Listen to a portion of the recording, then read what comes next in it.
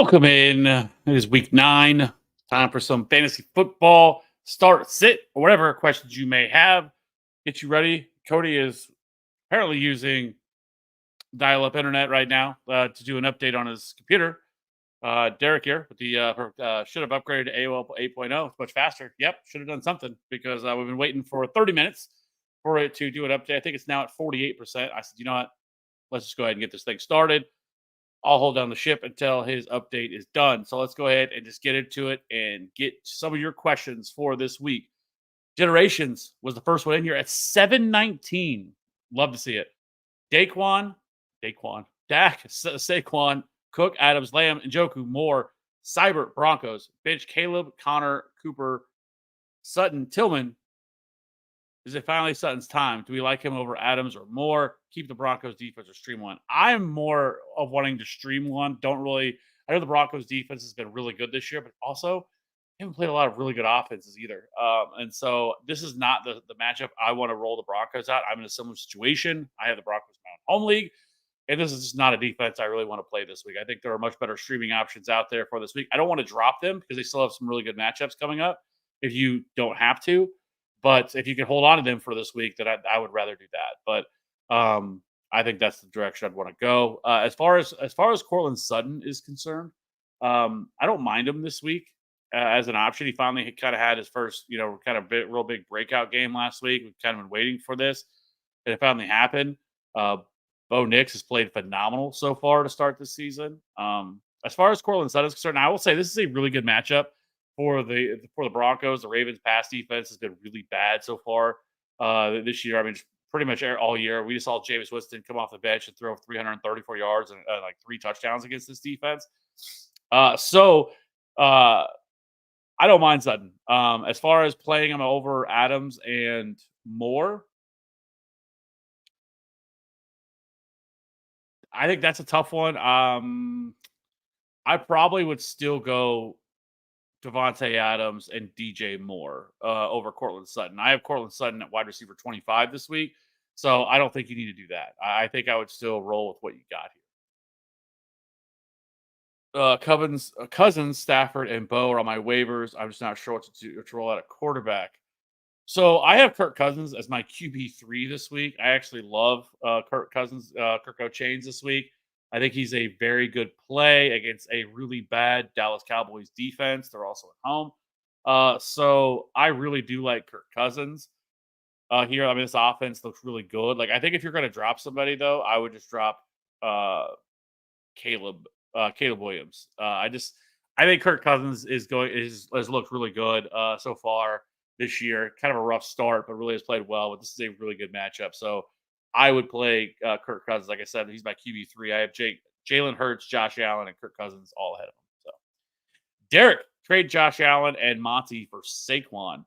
I have Dak as my backup, or could add Stroud, Tua from waivers, PPR 5 and 3. My running backs are Achane, Gibbs, Monty. Wide receivers are Garrett Wilson, Reed, Higgins, Diate, and Shakir.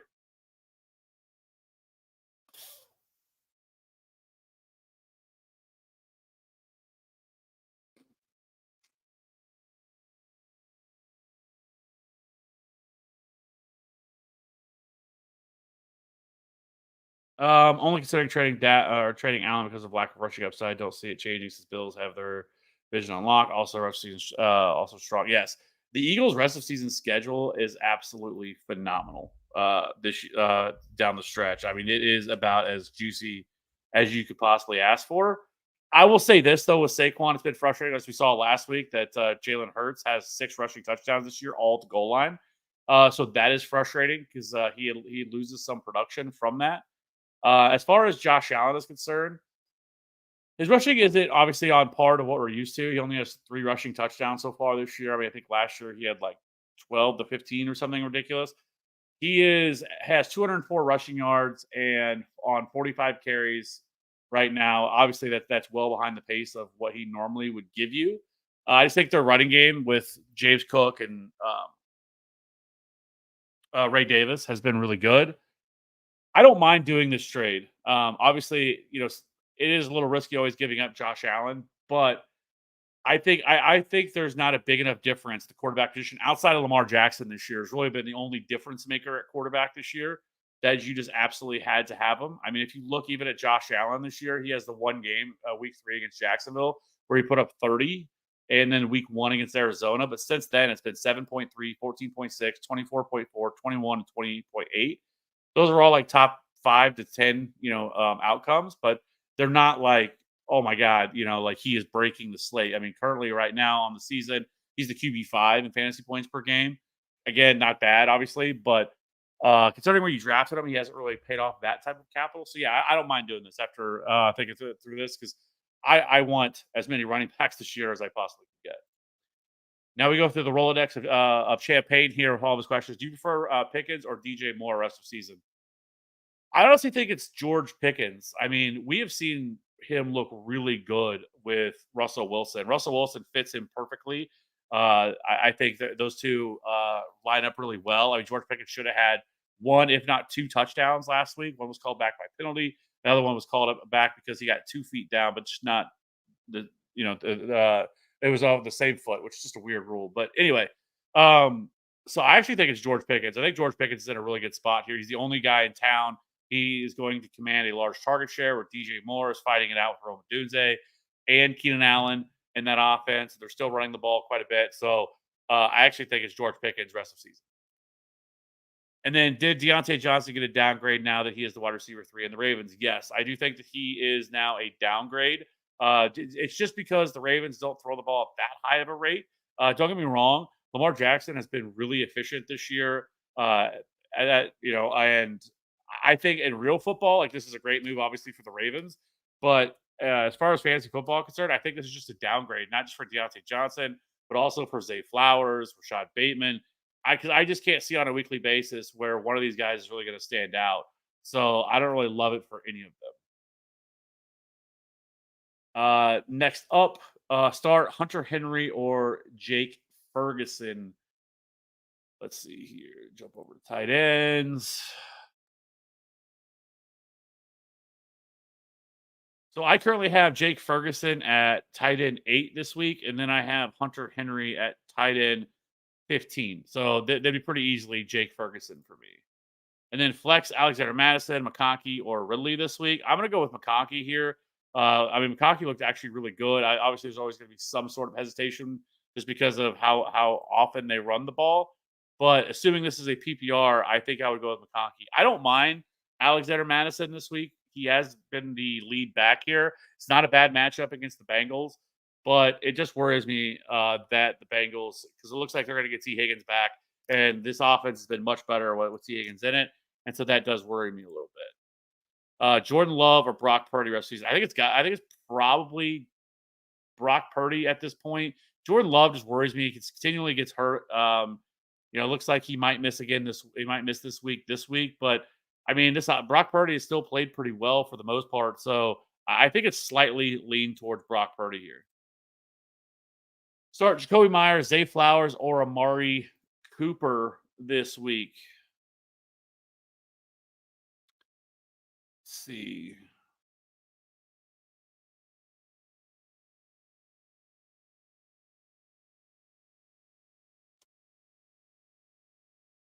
I don't think so. I don't think this Deontay Johnson move is going to be a big hindrance right now. I think it's going to be something that's going to take some time. I don't think you could ask him to come right in and have some sort of large role within their offense. And so I still think Zay Flowers is safe for at least another week. And so I would go with Zay Flowers here on this one. And then Sam Darnold or Baker Mayfield rest of season. I'm gonna go with Sam Darnold here on this one. Sam Darnold's actually my QB7 this week. Really good matchup this week for him against the Colts. But I just looking at their two schedules. I think I mean, it worries me. I know that Baker Mayfield had a decent week last week, at least for fantasy purposes. He wasn't bad last week, but I still think that is probably rest of season Sam Darnold here, because if you look at rest of season for him, so I mean, just coming up for him, you have Indy, Jacksonville are his next 2 games for Sam Darnold. Phenomenal matchups. Then Tennessee, Chicago, not necessarily great matchups, not terrible. Then you get Arizona, Atlanta, which is also a very good matchup, and then Chicago again. And then the fantasy playoffs, we get Chicago, Seattle, and Green Bay. And then you compare that to Baker Mayfield here, who has Kansas City this week, which is a really bad matchup. San Francisco, then they go on bye. And then after that, now I will say it opens up for them after this because you get the Giants, the Panthers, the Raiders, the Chargers, the Cowboys, and then the Panthers again. So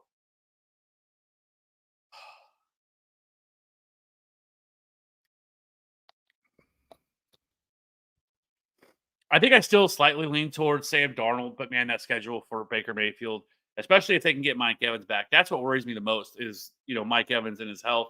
I know he's might come back week 11 or 12, but that does worry me with their cast of characters they have now at the wide receiver position. So I still think I slightly lean Sam Darnold, especially when the fact that Sam Darnold's about to get TJ Hockenson back as well. That is a pretty big boost to that offense. Now you're going to have Justin Jefferson and Jordan Addison, and then TJ Hockenson back. So I think I slightly lean Sam Darnold. Laporta or Tucker Kraft rest of season. This is going to be Sam Laporta. Tucker Kraft is fine, but Tucker Kraft is also only seeing like a 10% target share. I know Laporta hasn't been seeing a huge target share himself. Finally got a pretty big, significant boost last week. I think he saw like 35% target share last week, but I still think it's Sam Laporta here for me on that one. Harold, hello. Hubbard, Mooney, Cup, Standard, need 2. Thanks. It's going to be Chuba Hubbard. Love Chuba Hubbard's matchup this week against the Saints. Saints run defense has been absolutely terrible. If you watch the running back video we put out this morning, Chuba Hubbard is easily pretty close to being a top 12 running back this week, especially in standard leagues. You definitely would be there. And then the other one for me would be Cooper Kupp here in this matchup against the Seahawks. Debro. How'd it going, guys? How's it going, Debro? PPR, 2 wide receiver, 1 flex. London, Higgins, Marvin Harrison, Shakir, Thomas if healthy, or Rachaad White. I'm not playing Rachaad White in this matchup against the Chiefs. The Chiefs' run defense has been absolutely phenomenal this season, and so I'm not playing Rachaad White if I don't have to. I think for me, this is going to be Drake London and T. Higgins here. T. Higgins is actually I was looking at this last week with T. Higgins, and I was actually surprised that T. Higgins actually has a much higher first read target share than Jamar Chase does this year. It's like a 40% to only 27% to Jamar Chase, and he's actually just leading him in overall target share. Like he's being targeted on a higher rate than Jamar Chase is this year by him. So I really do like T. Higgins this week as well. So for me, it'd be Drake London and T. Higgins there. And then in the flex, I would go with, if Brian Thomas plays, I would go with Brian Thomas. Now, it does sound, because at first, initial reports were that he was going to be out for 2 to 4 weeks, which was like, oh, shit. Because, we've just had so many wide receivers go down this year. But then it came out after that he's just day to day. And it sounds like he was actually at practice today. It was a limited practice. He was wearing a non-contact jersey. But that is obviously really good news. If you're practicing already on a Wednesday, then that's always, a pretty good news there. So, finally, I guess Cody finally found his AOL CD and re-uploaded it with some new hours now. So, Cody, happy to have you back. You were good, man. I think the issue that was causing it was I forgot what it was called. Just ruined the whole thing. Never mind. I was trying to think of what it was called. You remember in the AIM chat how you could have like the special fonts that made it like all like kind of different colors and rainbow, or like phasers or faders or something. Phasers, I think it was called. I was gonna try and come up with something. Basically, I downloaded too much porn on Napster, and I think it crashed my computer. That's always the worst. Back then, you just absolutely thought I was getting the new Lil Wayne mixtape. Did not.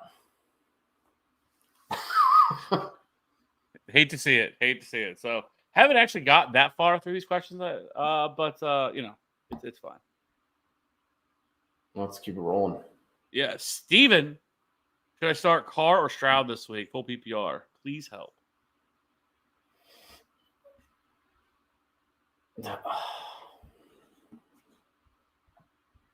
I'm gonna go with Stroud. The the Jets defense hasn't really been the Jets defense this year. Sauce Gardner really hasn't been Sauce Gardner this year, and so just their defense just hasn't been that good. They're not the defense that scares them. Now, obviously, it sucks they lost Stephon Diggs, so really you're looking at Tank Dell and Dalton Schultz, and then a cast of characters of like John Mechie and Xavier Hutchinson, Robert Woods. But I still think I would go Stroud. Yeah, I agree. Derek Carr hadn't been playing great past the first 2 weeks, and now coming in off the injury as well. I mean, might be a little bit of help with Tony Adams and Ashton Davis also out for the Jets tomorrow, so might be some easier sledding. Yeah. Will, who should I start a flex spot? DJ Moore, Amari Cooper, J.K. Dobbins, Darnell Mooney, or Javonte Williams? I'm not playing Javonte Williams. He is on my no-fly zone against the Baltimore Ravens. Not messing with that. Yeah. I kind of want to say Darnell Mooney, but I don't hate it, but I'm going to go back to the well with Caleb Williams. DJ should have taken it. I talked about all the Bears receivers being starts last week. And I even said, it makes me a little bit worried because, Washington is like top 10, I think, in generating in pressure rate. But I think he'll be okay. He was not okay. Caleb Williams is the book is out. The dude crumbles against pressure, can't do anything. Good news is gets the Cardinals who cannot create or generate any pressure. So I'm going to go back to the well with DJ Moore. But I do love Darnell Mooney this week. Yeah, you're probably right. Probably smarter to go DJ Moore. Kicker question. First one. I have Chase McLaughlin. Should I drop him? Pick up Blake Grupe, Cameron Dicker, or Will Reichert? It's going to be Will Reichert for me. He wasn't phenomenal last week. I think he got you like 8 or 9 fantasy points. He was on my streaming options as kicker last week. Wasn't terrible, but I would go back to the well there against Indy on Sunday Night Football. I have him as my kicker 3 this week. Austin Seibert, kicker 1, is my guy. I've been the kicker. I've been the Austin Seibert guy. So anybody that wants to try to claim, I don't think there is anybody out there claiming that they were on Will Seibert or anybody or anybody else, or Austin Seibert, excuse me. For anybody else, I think I'm the only one. So I think I'm safe there. Yeah, but if there is, just know that I was on him well before anybody else was. So, and it was actually wild to me. He was the number 1 drop kicker before heading into last week, which I'm like he's been phenomenal. Phenomenal. Generally speaking, kickers aren't that much of a game changer, but he's averaging, it's like almost 13. It's like 13.5 fantasy points per game. And kicker speak. There we go, Jay. There we go, Jay Smoke. I'm just saying he's been phenomenal. But he's been up there as he's outputting a wide receiver 3 type production right now. So it blew my mind that he was the number 1 drop kicker. I guess it was probably because people were nervous that Jane Daniels was going to play, but I would have dropped him. Whatever. So yeah, I would go Will Reichert there. Will. I don't know if you saw this. Yeah.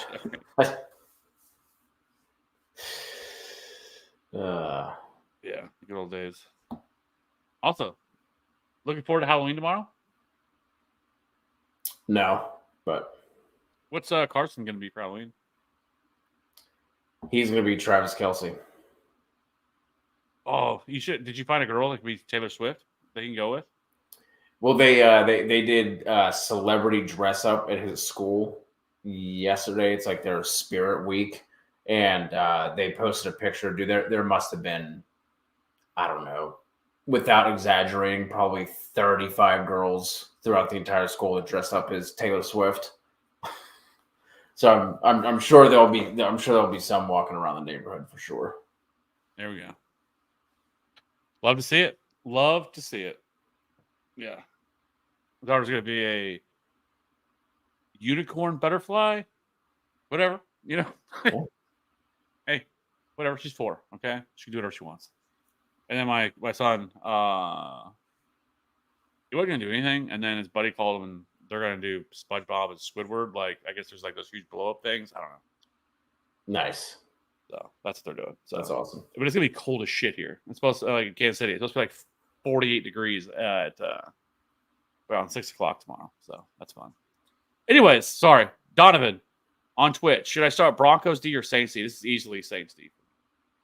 Yeah. Start Garrett or Devonta Smith. Smitty.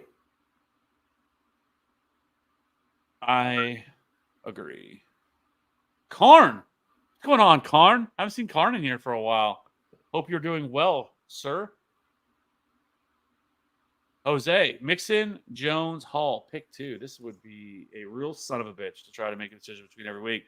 I think I would sit, assuming that's Aaron Jones. I guess I would sit Aaron Jones. Like, Jose, who are you starting in your flex? I agree, Kev. I agree with you, but I'm curious. I'm lower on Breece Hall this week, I think, than maybe consensus might be. I have him at 9, but I have Joe Mixon at 7, but I have Aaron Jones at 11. But that's a tough one because like Aaron Jones arguably has the better matchup because Houston's actually been really good against the run this year. So I don't necessarily love it for Breece Hall, but it's also Breece Hall, and he sees such an incredible workload every single week. So I think I would, if I was going to sit one, it'd probably be Aaron Jones, but I wouldn't. I just can't sit Breece Hall. Ceiling is way too high, and Joe Mixon has just been an absolute monster. Yeah, Mixon's been so good. Little IDP question here, Andrew. Start Spillane. The Jags linebacker.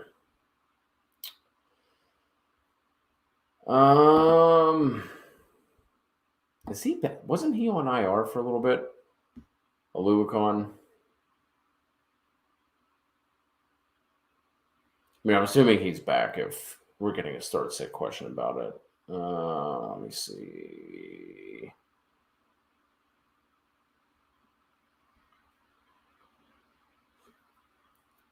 Oh, man.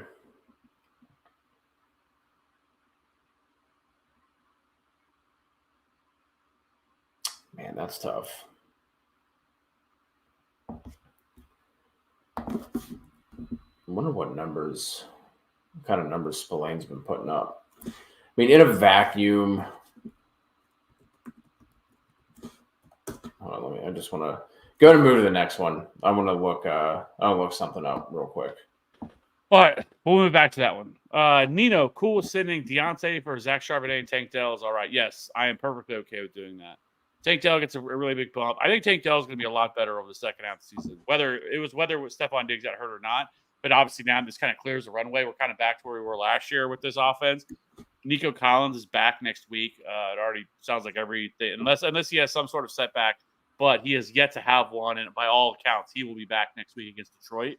And so I just think that Tank Dell over the second half of the season, I think, get back to being kind of the guy he was early last year. So, but I do think Nico Collins is kind of the key to that entire offense. But I'm perfectly okay with doing that. I know you got Kenneth Walker. I don't necessarily love handcuffing somebody, but if you're going to do it, Zach Charbonnet and like Braylon Allen are like two of the guys that I would look to do it with, just because we instantly know who would be the starting running back if something were to happen to Kenneth Walker. So I'm okay with doing that here. So I'm perfectly okay with trading Deontay for Sharp and Tank Dell. I actually think that's a pretty big steal for you.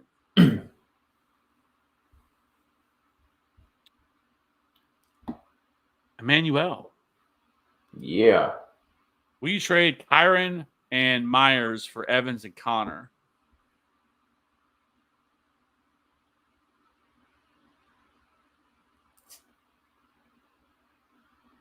Oh, no, I wouldn't do that. I mean, Mike Evans is going to be out probably till like week 12. I mean, I know you're 7-1, but I don't think that's a move that you really need to make. I mean, you have CD. I mean, Higgins has been really good since as long as he's healthy, and then Brian Thomas Jr.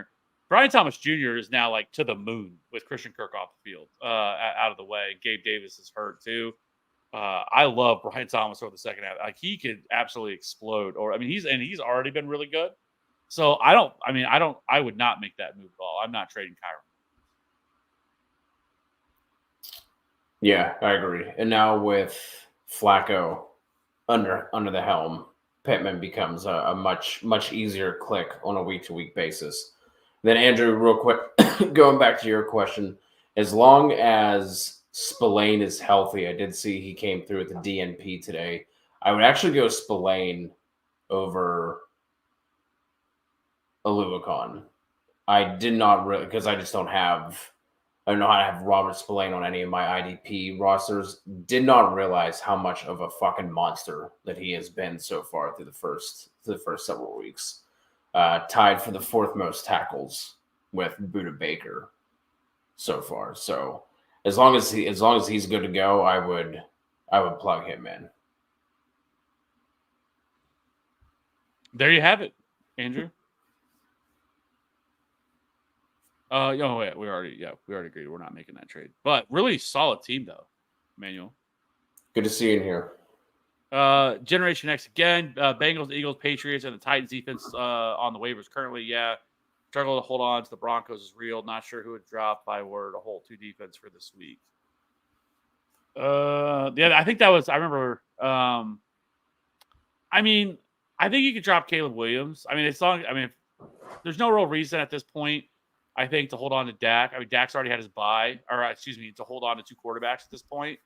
I think you could easily, if something were to happen to Dak, you could easily stream. And I don't think Caleb Williams really holds the type of upside on a week-to-week basis that like you're going to feel like it's going to kill you if you drop him. So I would just go ahead and drop Caleb Williams and pick up another defense for this week if it was me. And then I would just, pick up. I would go Eagles.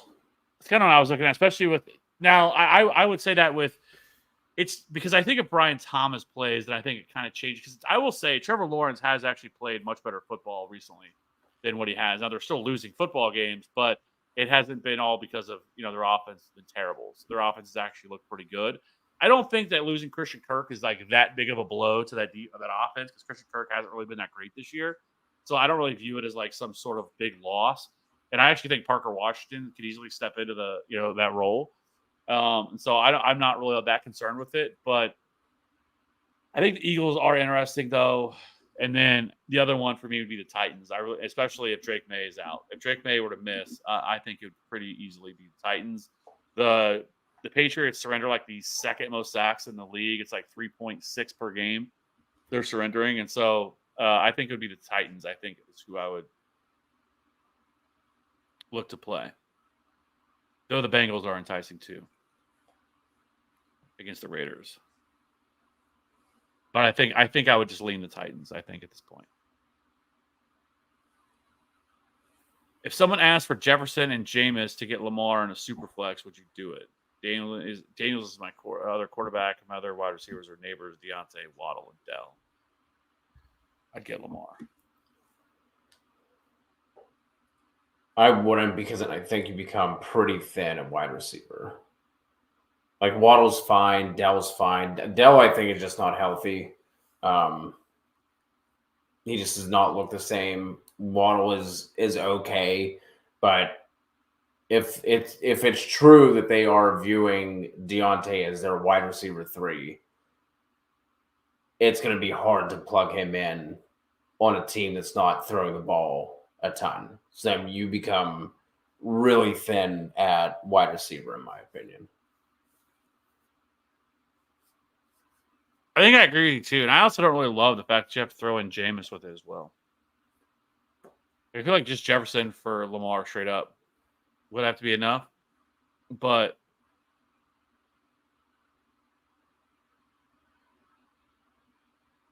yeah, I think I agree with you. Like you're kind of robbing Peter to pay Paul there to make that move.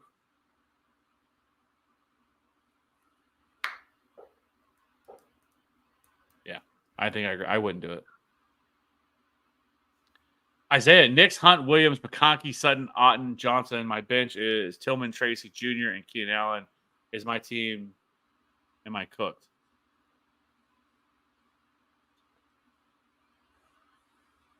I wish Tyrone Tracy was playing this week. I don't think that he's going to play with a concussion. He didn't practice today, but which not that surprising. Tomorrow's really the big day for the concussion.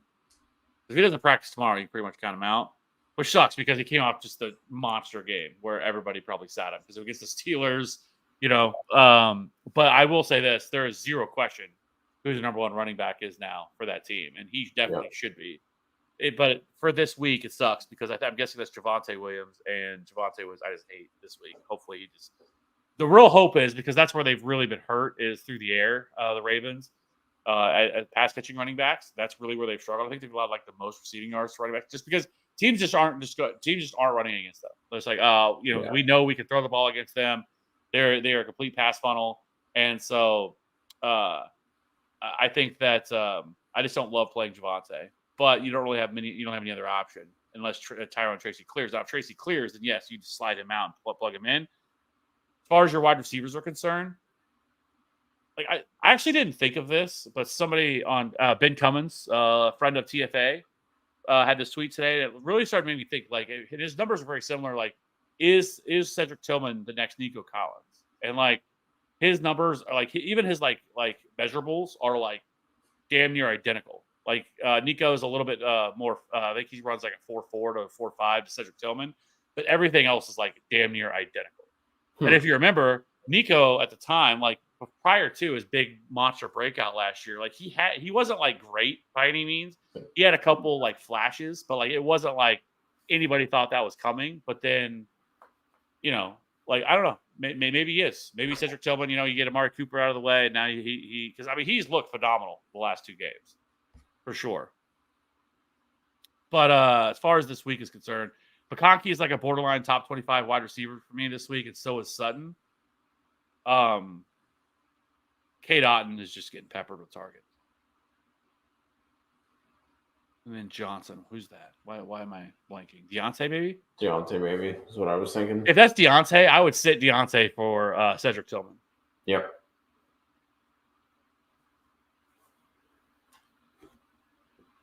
This can't be your whole team, though, Isaiah. Like, who else do you have to? I don't see so you to use the first round pick on. I mean, if that's Kyron, maybe. Oh, if that's Kyron Williams, that's completely different. Yeah, I didn't even consider Kyron. I was thinking Javonte. But then who's the second round pick? Well, Kyron wouldn't even have been a first round pick. Right. Say, are you a Broncos fan here with your Knicks and Sutton and possibly Javonte Williams? But yeah, I'm wondering what happened to everybody else. I will say, but though Bo Nix has been really good too. Isaiah, I hope you're in like a 30-team league. Yeah, that's what I was thinking. It is Javonte. Just be honest with us. Are you a Broncos fan? It's okay if you are. Just curious. Yes. This is an open space, non-judgmental. You're in the trust street, okay? It's okay.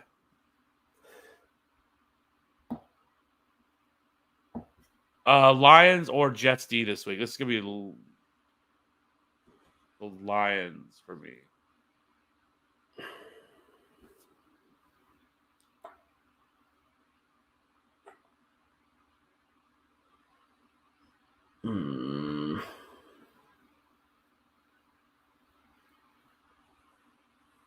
I think the problem here for the Packers is assuming that Jordan Love's going to be out.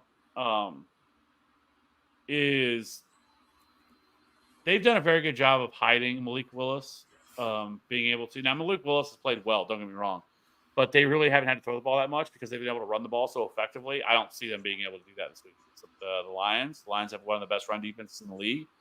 And so I will say it's cracked a little bit. It's not as dominant as it was, I think, with Aiden Hutchinson injury, but there's still a really solid run defense. And if they're forced to throw the ball, that's where I would have problems with someone like Malik Willis if they were have to drop back 35 times in this game. So I would go with the Lions.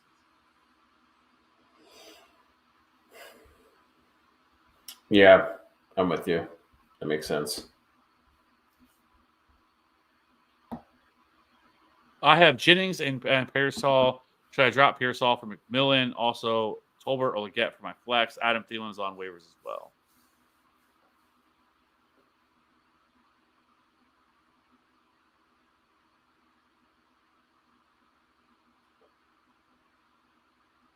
That's I tough. probably would drop. I probably would drop Ricky P for McMillan.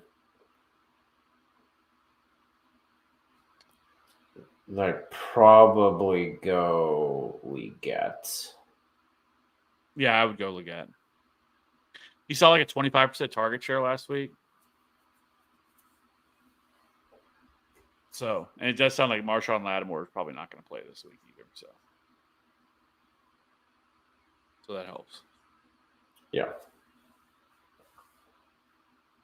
Drew, start one full PPR. Myers, Pittman, or Keon Coleman? Pittman.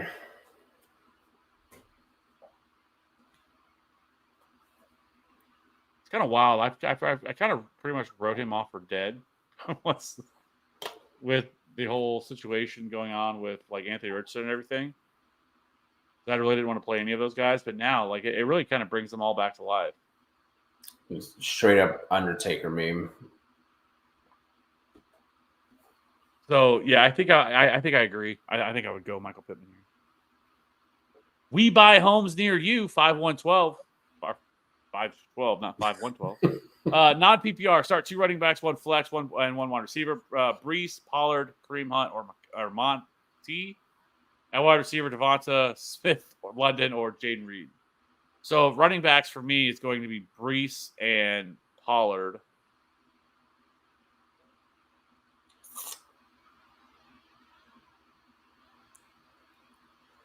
One wide receiver.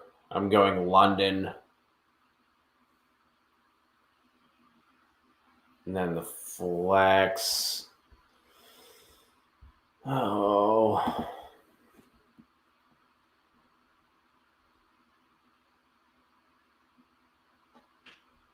I would go London, and then the flex, I would go Devonta Smith.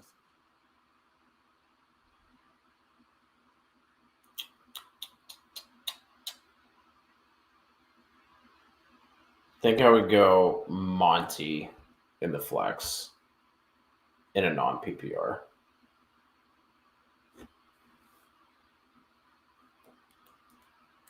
There you have it. We buy homes.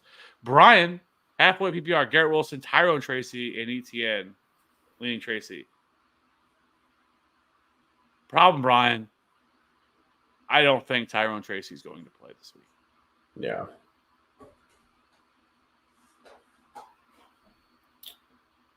I would go Garrett Wilson. Just make sure you don't put him in your flex. Correct. Yeah, we should have some sort of knowledge. Like if Tracy gets in a limited practice tomorrow, then you can feel pretty good he's going to play. I don't think it's going to happen. It's a very short turnaround since it happened Monday night.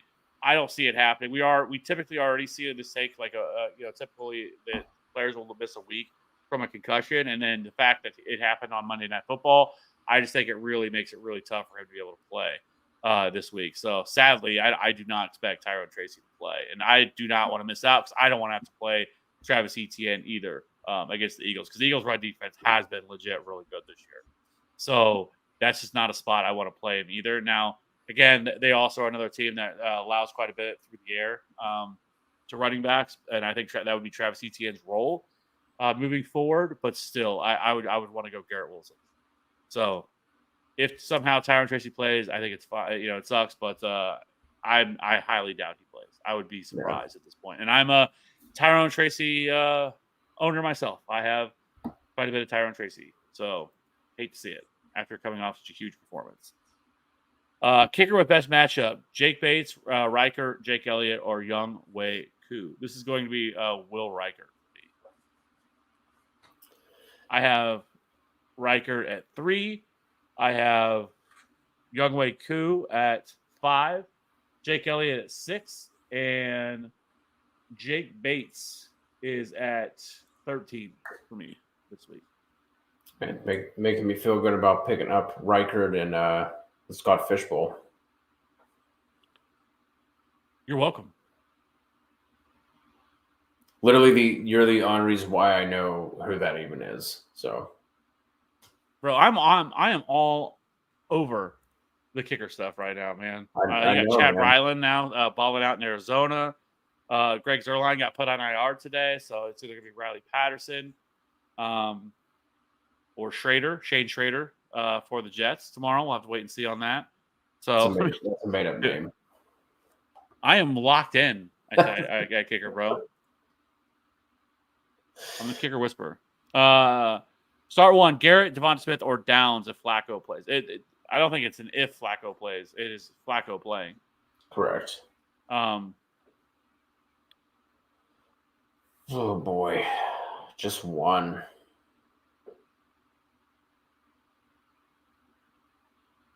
I lean Smitty.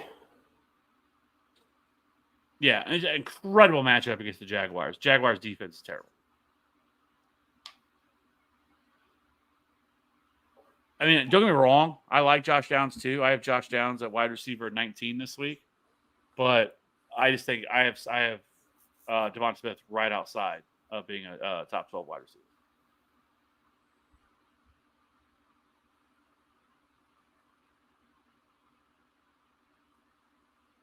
I got offered Walker for Brian Thomas. What you think? I really like Brian Thomas, but if you are getting Kenneth Walker for Brian Thomas, I want Kenneth Walker. Yeah, I agree.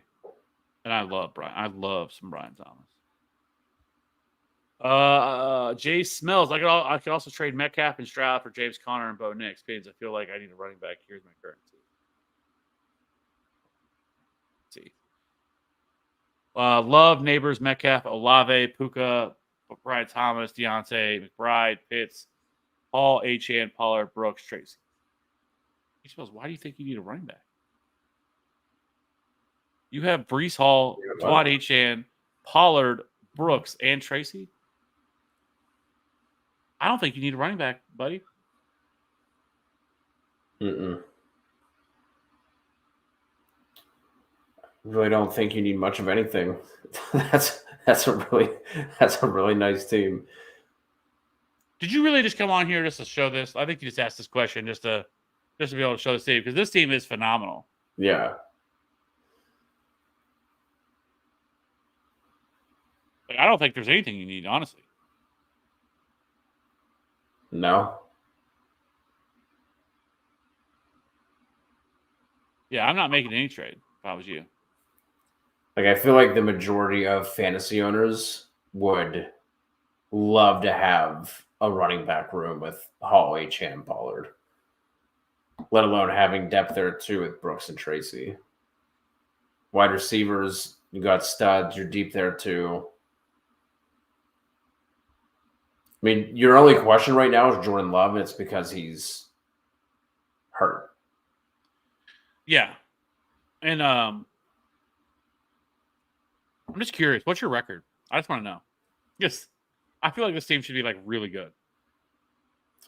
Well, didn't have Puka for a while. Olave's been underperforming. Deontay up, and so I could see like a case where, you know what I mean, like the record is worse than what that. Yeah, Neighbors missed a few weeks. Achane was really down after the first 2 games because of Tua being out. Hall started off poorly, so yeah, maybe. But if it was, I would feel very confident. Ride that out, yes. Yeah, being able to ride it out there. So, Jelly of the month, doing waivers PPR. How would you rank these bench running backs rest of season? Charbonnet, Rochon, Garindo, Vidal, Jalen Wright, Mike Rapp too. So, unfortunately, I think Garindo is probably not even on my radar at all because by all reports, sounds like Christian McCaffrey will make his triumphant return week 10 after their bye. And so now he drops down to RB3 and I mean, it's possible that Christian McCaffrey doesn't see the same type of workload that he saw last year with this injury that he's coming off of, but he's still going to see a lion's share of the touches. And so I just don't really have any interest there anymore. Charbonnet is for sure a lock for me as the number 1 guy. We've already seen this role with Kenneth Walker missed a couple of weeks, what this looks like for him. So it would be Charbonnet. And then I think the other one, I think it'd probably be Roshan for me. I think you're probably going to lean Jalen Wright. Like, I like Jalen Wright, but I don't know when that role comes. Like, if Raheem Mostert goes down again, does he see how much? Because this has happened before, and we didn't really see that big of a bump. Now he finally, like just a couple of weeks ago before their bye, he did have a big game, but like I think it would take an Achane injury for maybe him to really get that type of run that we would want. But where I think Roshan would be just a DeAndre Swift injury away from just probably taking over. Yeah, I mean, Charbonnet for sure, and then I'd be between Vidal and Jalen Wright. Like if I'm just like swinging for the fences, like obviously you have to have some things go right for Jalen Wright in order for him to hit that. But if it does, I think that's I think Jalen Wright has league winning upside if things break right for him. Whereas he definitely could be for sure. The thing that worries me with Roshan is that Bears offensive line is just dog shit. So even if Swift goes down, I think Herbert ends up coming back into the fold. So yeah, it's possible that his role doesn't really even change that much. That maybe Khalil Herbert just slides in there. But I will say, I mean, Jalen Wright, and I don't know if it's crazy to think if the Dolphins keep losing. I mean, because they're really only a couple of losses away now from pretty much kind of being out of the playoffs picture altogether, that maybe they just shift Raheem Mostert out and just see what they have Jalen Wright, because I think that's something that they need to do at some point. So that is possible. Now, Jalen Wright is still going to be, at best, splitting touches with Devon Achane. So, yeah. Jose, I'm 5-3. My team was Kyler, Jacobs, Gibbs, Hill, London, and Njoku, and Neighbors. Benches Chubb, Brian Robinson, Cook, Higgins, McLaurin, Kraft, and Laporta. Just traded Cook and McLaurin for Evans and CMC. Thoughts? Have you figured out how you're going to spend your championship winning money yet? Have you started looking into stuff? Like this is a really, really good team. And then the fact that you just traded for Christian McCaffrey to slide in there, like, phenomenal. Yeah, I mean, obviously you're taking on the risk with Evans and CMC, but if that works, it's really going to work.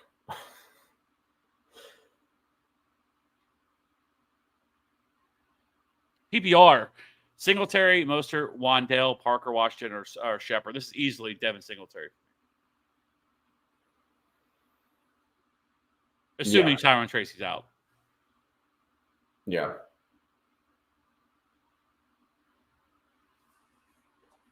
Karn was offered Bijan for London and CMC. No. Nope. Too much. And then was offered A.J. Brown and Tracy for CMC and Collins. Absolutely not. CMC and Collins. Yeah. And I love Tracy and I love A.J. Brown, but Nico Collins, when he comes back, is going to be a top 10 wide receiver again. Like, let's not forget, Nico Collins was the number one wide receiver in fantasy football whenever he got hurt. And so like he's that dude. And so now that Stephon Diggs is out of the way, like he can be seeing 10 targets a game once he comes back. So I am not trading Nico Collins for anything. Unless it's you can make the case that like maybe Collins and AJ Brown are a wash, right? Then there's like, as much as we both like Tracy, if CMC is CMC, like it's not particularly close. Yeah, not anywhere close. And then Vikings D versus Indy, or Eagles versus the Jags. This would be the Eagles for me. Eagles. One, should I drop anybody off this bench for Keon Coleman, Leggett, Mooney, or Khalif Raymond? I need a backup wide receiver for DJ Moore. I got just Jefferson as well. Benches Wandale, Jacoby, Josh Downs, ETN. Definitely not dropping Josh Downs. I think you could I think you can drop Wandale. Yeah, I think you can too. I mean, I think Wandale is like a fine, like bye-week flex option in PPR leagues, but like even that like PPR scam with him has worn off a little bit, especially now that your boy Darius Slayton is now getting more involved, and he's starting to see some of those targets. So then, if especially if Tyrone Tracy comes back, I think he's going to be used as a pass catcher as well. Not if he comes back, when he comes back. He's also going to be involved more so than what Singletary was in the passing game. So I think you can drop him. Yeah, and I mean, just looking at, like, honestly though, like, I wouldn't mind having Keon Coleman and Darnell Mooney. Like, just right now, like, I would drop Wandale for Darnell Mooney all day. But I think I would be okay with dropping Jacoby Myers for Keon Coleman. I think you could.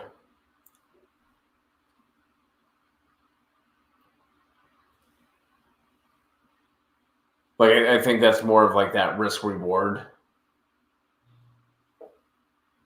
type of thing, because I think Myers you probably look at and feel more confident and comfortable in terms of like his target share on a week to week basis, but sorry, got distracted. But Keon Coleman obviously has the higher upside in a Josh Allen offense. You just assume that like Amari Cooper is going to start to get more involved, which then potentially pull away from Keon Coleman. But if you're swinging for the fences, Coleman would be that guy. Yeah. Missed my previous chat, but need help trading. I don't think we. I don't see anything. It's only showing one. I see the two, but we answered both of them. Karn was offered Bijan for London and CMC. We both said no. And then was also offered AJ Brown and Tracy for CMC and Collins. And then we were on that one. That was an absolutely not. Yeah. Unless there's a different one, Karn. If there is. I'm not seeing anything. Let me know. But yeah, I wouldn't make either of those trades. Yeah. Sir. 14-team IDP league, full PPR, got offered Dak, AJ, and Gibbs for Lamar, Saquon, and BTJ. Rest of the team is King Henry, Higgins, Metcalf, Auden, Orton, Monty, Hopkins, Hawkinson, and my ID players. I'm 8-0. Emmanuel's just killing it because he said his other team was 7-1. Like he's just out here just slaying. Just crushing. Got offered Dak and AJ and Gibbs for Lamar, Saquon. Right.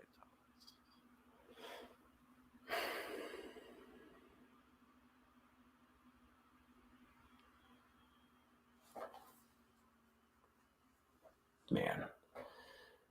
I think I want to keep the Lamar side there. It's obviously intriguing to get that upgrade with AJ Brown, which will give you a nasty trio between Brown, Higgins, and Metcalf. But I want Lamar over Dak, Saquon over Gibbs. And once Metcalf and Higgins come back, I mean, obviously you're kind of hurting there right now. But once they come back, that duo is fine. Yeah, and I feel like if you kind of think about it, like AJ Brown, like what do you expect him to average rest of the season? Like say 18, 19 conservatively, or probably on the higher end. I mean, that's pretty high. I mean, probably 17, 18 fantasy points rest of the season. Where you could probably make a case that Brian Thomas probably averages 15 fantasy points rest of the season with Christian Kirk out, somewhere right around there. I mean, that's pretty much what he's doing now. So, like, yeah, I would definitely make that trade.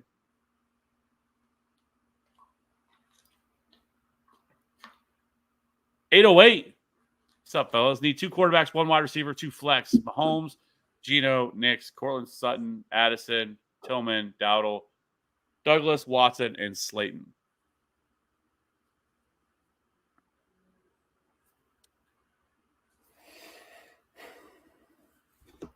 God. I'm probably not the right one to ask with Bo Nix. I really fucked that up. Fucked that up last week.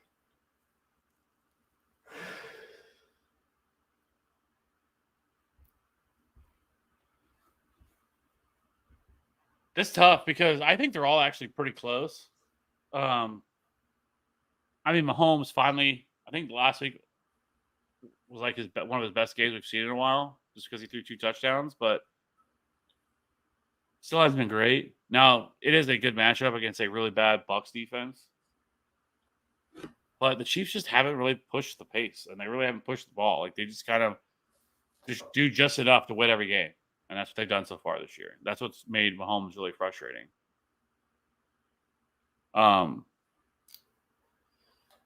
I probably would still go Mahomes, and I would probably play Bo Nix.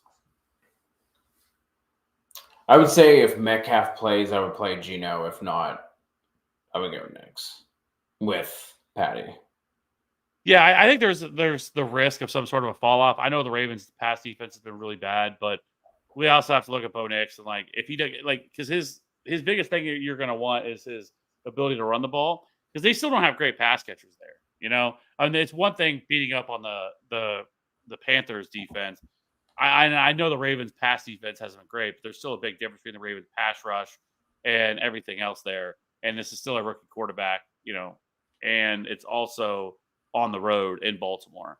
So there is some concern there that, you know, maybe that he could fall off a little bit this week and maybe we get got a little bit here because I do really like Bo Nix. And I do think there's a case we made for Geno Smith. I mean, Geno Smith is obviously the Rams defense is terrible too, especially their pass defense. And so, and the Seahawks on the season have been one of the most pass heavy offenses in the league too.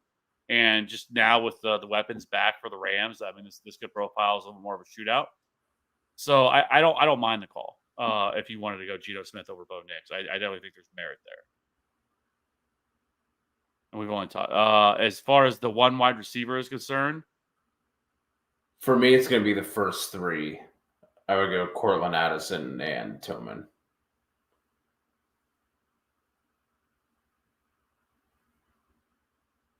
For me, it would be Cortland Sutton, Tillman, and then Dowdle.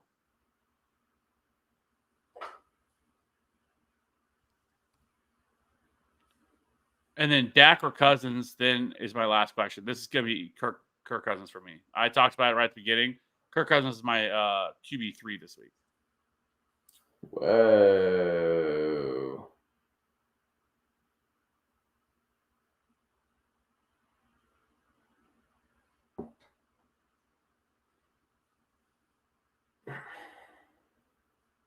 Man, this is close for me.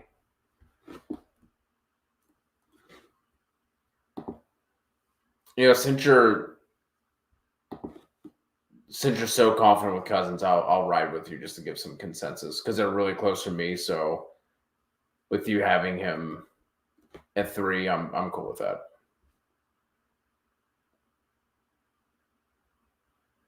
And then there's also Spears and Justice Hill on waivers. I wouldn't play either one of those over the options you have. Now, would I drop anybody for that?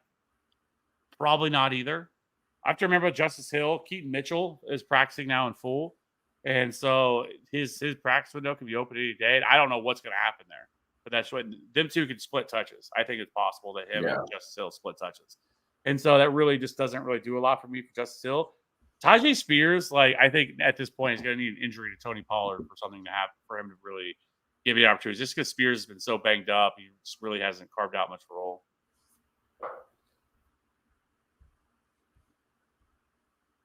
So no, I'm not worried about either of those. Kincaid or Otten? This is Otten, not even close. Yep. Sam Darnold and Justin Herbert rest of the season. Sam Darnold. Yeah. But I think Herbert's playing pretty well, all things considered. Yeah. He hasn't been as bad, but I still think this is a team that really wants to run the ball as much as they possibly can. Alex, Bateman or Deontay Johnson PPR? At this, I'd probably go Deontay Johnson. I would take the swing with Bateman.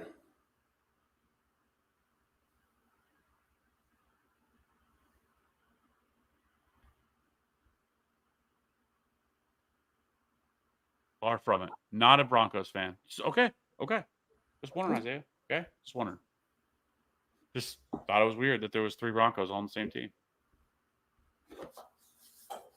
But Isaiah's saying far from it. Does that mean one of his team is in the in the AFC West. Kind of makes it feel that way, right? It does. It could be that way. Who is your team, Isaiah? Just let us know. That's what I know now. Now I'm invested. Do I still play Chuba even though the Brooks is back? Yes. Like, I would be shocked if Jonathan Brooks came back and got any sort of like major role, at least out the gate. Like, and I still don't think it's going to happen. Like, there is zero incentive for the Panthers to really give him some sort of massive workload or even a large workload this year.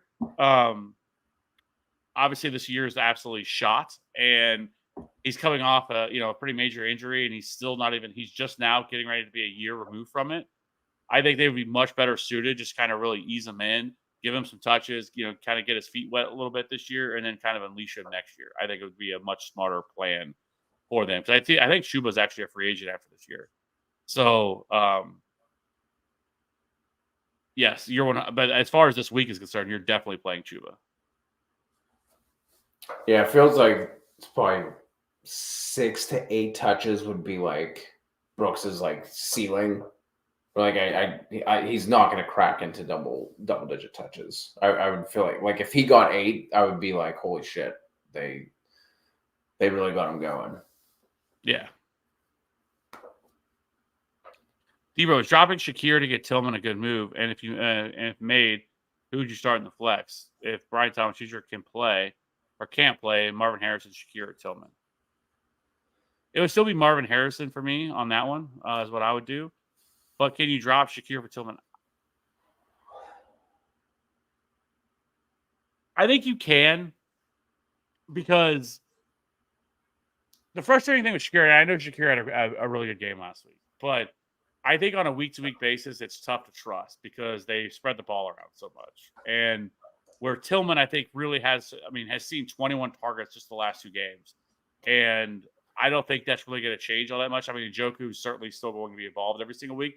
But this is a team that really wants to throw the ball a lot. Like, that's what the big MO heading into this year. That's why they brought in Ken Dorsey. Like, that was what it was thought to be. Like, this team was going to be a very heavy pass offense. And they haven't been able to do so with Deshaun Watson. And it's funny that literally Deshaun Watson, every start he's made with the Browns, he's never had a 300-yard passing game. Jameis Winston's first start, you can see he breaks that. So it's just funny. I mean, because even looking back last year with Flacco and what he was able to do with this team, I mean, it just shows you how much this team was being held back by Deshaun Watson. But I like Cedric Tillman. I'm starting to get more and more, and I wasn't a big Cedric Tillman guy coming out. I believe it was like, I think you and Robbie were big Cedric Tillman guys, if I remember correctly. And I really wasn't that big of a Cedric Tillman guy. But I'm also, somebody that's fluid, and I don't think 2 games is not a big enough sample size to say anything. But generally speaking, I think it speaks volumes, though, with how much targets he's seen in the last 2 weeks. And so it's possible that maybe he is the next Nico Collins, and that he just took a while to break out. He was being buried by Amari Cooper. And this offense just hasn't been very good at all. And so, maybe it is possible. So I think rest of season, I just think someone like Tillman probably has a little bit higher ceiling than what Shakir has on a week-to-week basis. Yeah, I think that's fine. If Tillman's still sitting out there, I mean, like if you regret dropping Shakir, you can probably pick him back up.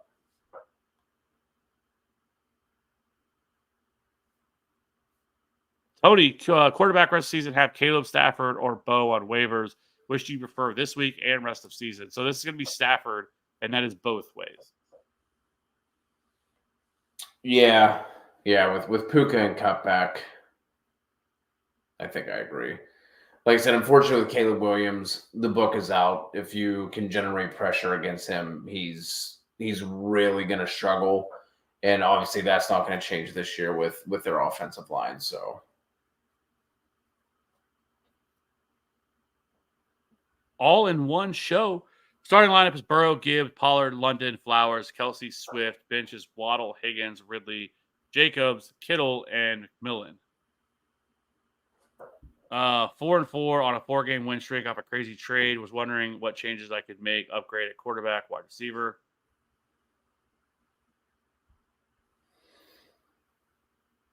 So obviously you have Burrow. Wide receiver, you have London, Flowers, Waddle, Higgins, Ridley, and McMillan.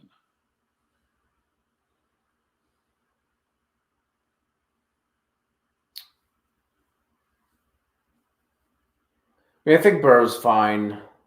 And I think in order to upgrade at quarterback, you're obviously going to have to pull from one of these other positions, which not going to do. I also think that just with how many injuries we've seen to wide receiver, it's becoming harder and harder to like really make a trade for a wide receiver because we've seen so many wide receivers go down this year. I think I saw it the other day, like of like the top 36, like in ADP this year, I think it was like 14 of them have missed 2 or more games. It's been absolutely insane. The only thing I would think of here, maybe sell high. I know you're just saying that it's kind of hard to trade wide receiver at this point. Maybe selling high on somebody like Calvin Ridley, see if you can cash out. And then once Kelsey is back, or wait, once Kittle comes back from bye, I would look at trading one of those tight ends. There has to be somebody in your league that is hurting for tight end. And I think you could that's a way you'd be able to upgrade. Just find the team that's been either streaming all year, kind of like maybe somebody who has Kincaid that's probably been running him out every single week, and not really getting the results that they thought they were getting with his round 5, round 4 price tag that he had this offseason, and look to capitalize off that. And one move you could look to do would be maybe trying to trade for Nico Collins. I mean, Nico Collins' value isn't as high as what it was because he's been on IR. So, like, maybe take like even like a Zay Flowers. I'm perfectly okay with trading Zay Flowers with the move with Deontay Johnson and all this. Maybe taking Zay Flowers and Ridley and seeing if you could flip them for Nico Collins. Or maybe another piece or something like that. Like maybe make it look, because that's what I would be looking to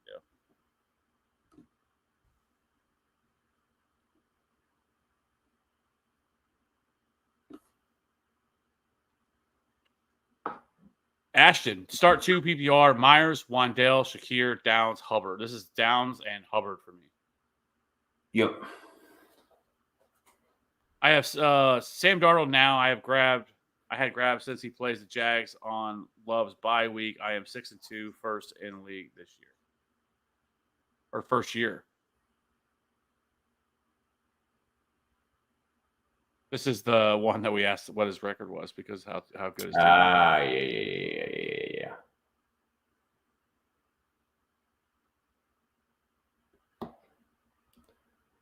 Good for you. Yeah.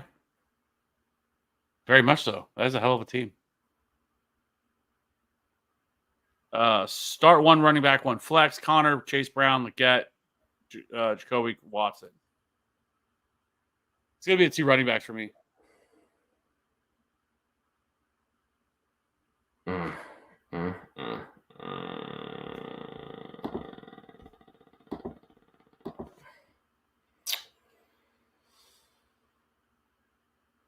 Man.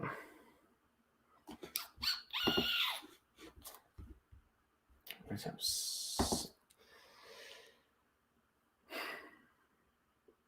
think I go Chase Brown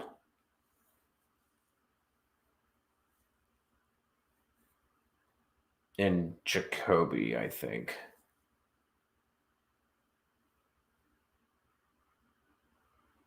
Okay.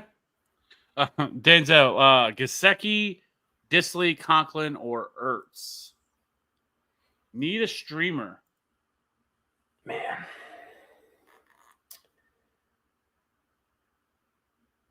Think I'd probably grab Ertz for right now just so you had somebody. But depending on what happens with the Chargers, I think Disley makes some sense. But we have to see who ends up coming back and playing. And then obviously same thing goes for Gesicki. If T. Higgins ends up playing, Gesicki gets thrown by the wayside, which I don't think he necessarily should. If I'm Cincy, think I would just use Gesicki like basically as my slot receiver, kind of the way that the Ravens have treated Isaiah Likely. But I would just grab Ertz for right now because I think he's a fine option this week, and then wait and see what happens with the other two situations. Yeah, I think I would go Ertz as well. I do think T. Higgins plays. I guess it was reported that T. Higgins was actually pretty close to playing last week. Just kind of at the very end got ruled out. So I do not expect that T. Higgins to miss another game. I think T. Higgins plays. 808. Can I drop Jordan Mason already or hold? I would still hold. I mean, depending on what's available.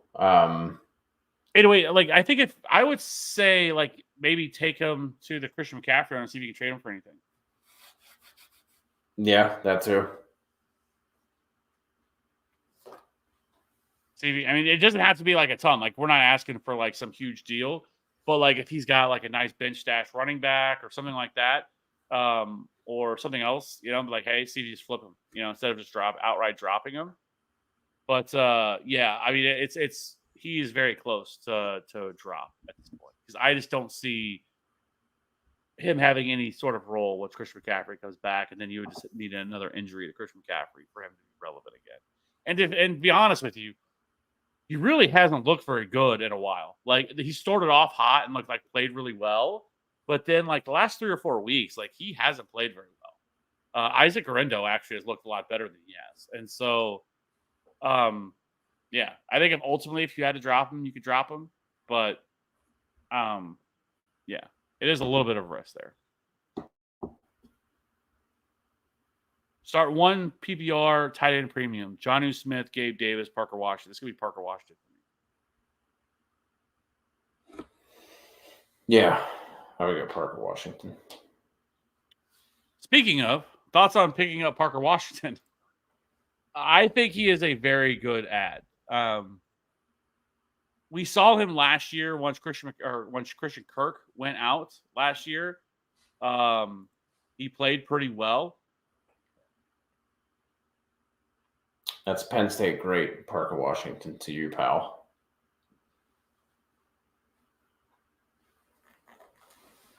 Yeah.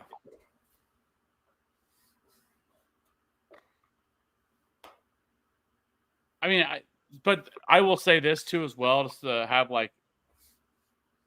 have some limited expectations here, because as long as Evan Ingram's still healthy, Evan Ingram's still going to absolutely eat in the middle and short routes. And then Brian Thomas has obviously emerged as, their number 1 wide receiver. So at best, he's their number 3 wide receiver, if not number 4. So I don't think he's he's like a must add. Like you have to go all out to get him. But I think there's definitely, a path for him to be a relevant, fantasy producer this year. Not good at fantasy. Where's Baker rest of season? He looked good from a fantasy perspective last week, and they running backs caught like 12 passes combined. Their defense sucks, so they will always be passing game script, which is nice. Now, I kind of went over this already. Like their actual rest of season schedule, once you get past the Chiefs, and I think once they get past the Chiefs, they have a bye. Pull that back up real quick. No, so they play Kansas City, San Francisco, then they go on bye. But after their bye week, like when Mike Evans likely is back, we're talking the Giants, the Panthers, the Raiders, and then the fantasy playoffs, you get the Chargers, which isn't like great, but not terrible. And then the Cowboys and the Panthers. So, like, it is a really good fire them up. Once you get past these next 2 games, and then the bye. So, like, next 3 weeks, don't really necessarily love it, but once you get past that, it is wheels up for Baker Mayfield, and then Mike Evans should be back at that point too. Yeah. Karn again, my team: Brooks, Madison, CMC, Garindo, Ty Chandler, Collins, London, Ridley, Pearsall, Trey McBride, and Elijah Moore.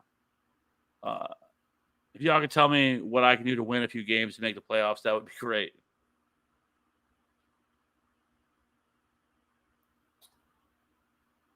Yeah, Karn hit me up last week, and he was trying to find a way to move CMC to be able to basically pick up some wins and like put himself more in playoff contentions. That's where all of this is coming from. So here's the positive spin on this is that like if you can like obviously the next week is not going to be great, but once you get past this week, you're going to be getting Nico Collins back, which is a massive boost, and then you're also going to be getting Christian McCaffrey back. Like, so this week might not be great for you, obviously, because you're not still going to have those two players, and you're kind of thin at what else you would be playing. But once you get past this week, like you could easily go on a pretty nice run here with McCaffrey and Nico Collins. Getting those two guys back are like massive. Yeah. Because I don't think you can trade McCaffrey. Like you need McCaffrey to come back and at least just have one like really good, really solid game, and then you probably could flip him if you needed to. But again, or you just hold him and just ride him out. Like it just kind of depends. So you've waited this long to like trade him up until the point now he finally comes back and you're finally able to use him, and then to trade him, I think is tough.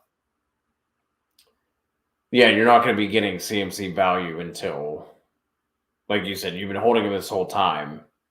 And even with him nearing his return, you're not going to get CMC value until people see him like actually on the field. Yeah.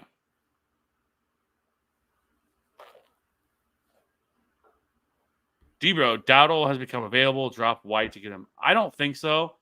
So last week we saw Rashad White, like he's still kind of the 1A in the offense, where Sean Tucker, I think, dropped to like he only played like 7 snaps last week. I think Todd Bowles talked about that. I think one of the big reasons why Rashad White is still the 1A is because of his ability at pass protection.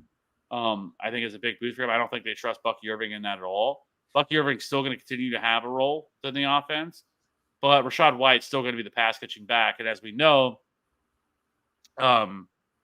that Baker Mayfield checks down at one of the highest rates in the league. So now that they don't have Godwin, it's it's probably going to happen more. And so I would still prefer Rashad White. Yeah, I've been a Rashad White hater, and last year Dowdle was like one of my like big pickups across all my dynasty leagues, like before waivers closed down for the year. So like I've been about that Dowdle life, but I agree. I think at this point I'm holding White instead of Dowdle. And then just to go to so we don't get too far removed from Karn, he's sitting at 3-5 right now. 2 teams trying to trade with him. Team 1, Bijan Gibbs, Jacobs, Deontay, Terry Puka, Jonnu, Judy, and Mooney. There's obviously, I think you'd be able to find a fit here, but considering this team wanted London and CMC for Bijan, they're out of their fucking mind. I don't think you have a realistic trading partner there. So like I don't want to like just brush that off, but if that's what they're asking for, you're not making. There's realistically not a trade to be made there. It's absolutely insane. Like CMC for Bijan straight up is a fair move. Like like they're in the same sphere as each other. Like to say that you also have to throw in Drake London to make that happen is absolutely ridiculous. Treating London like a throw-in is one of the wildest things that I've ever seen. So you're probably not making a trade with that guy. No. I mean, like if you wanted to ask for something because of like the risk type of thing, like like to me personally, I would be looking at like, throw me Shakir, like somebody like that, not Drake fucking London. Team 2, Kyron Tracy, AJ Brown, Neighbors, Tyreek, Kelsey, Singletary, Algier.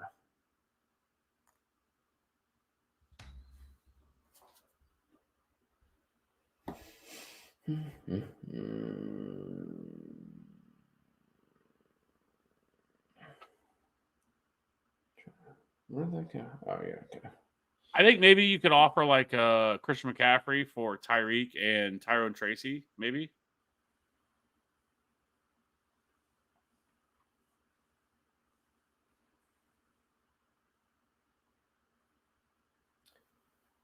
Just leaves Carnes so thin at running back with. I mean, that'd be like Tracy would be far and away his best running back, because then it's Brooks, Madison, Ty Chandler. I think the tough part here with when you try to trade someone like Christian McCaffrey, and especially if you're not already loaded at running back, is the fact that like You fair kind of value need them trade would back. be like Kyron, right? And then like, okay, well, why does this guy trade Kyron for Christian McCaffrey when they know Kyron's healthy and Christian McCaffrey's not? Right. It's probably not going to happen. And so like, and it really isn't much of a big upgrade for them either.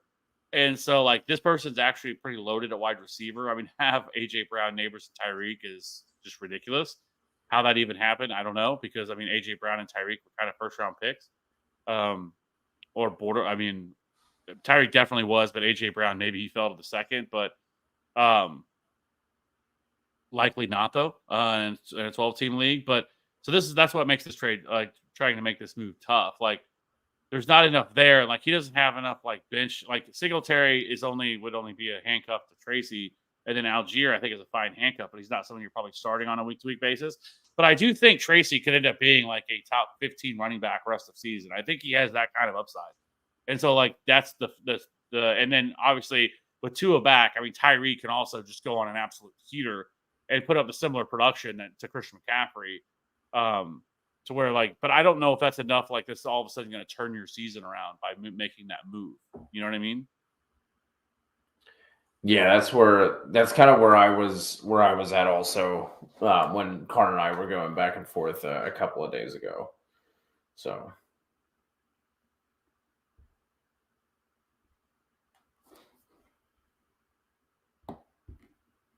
And it's possible. I mean, we don't know. Like I don't like we. Everybody also thought that Puka was going to be eased in last week and not play very much. We saw what happened.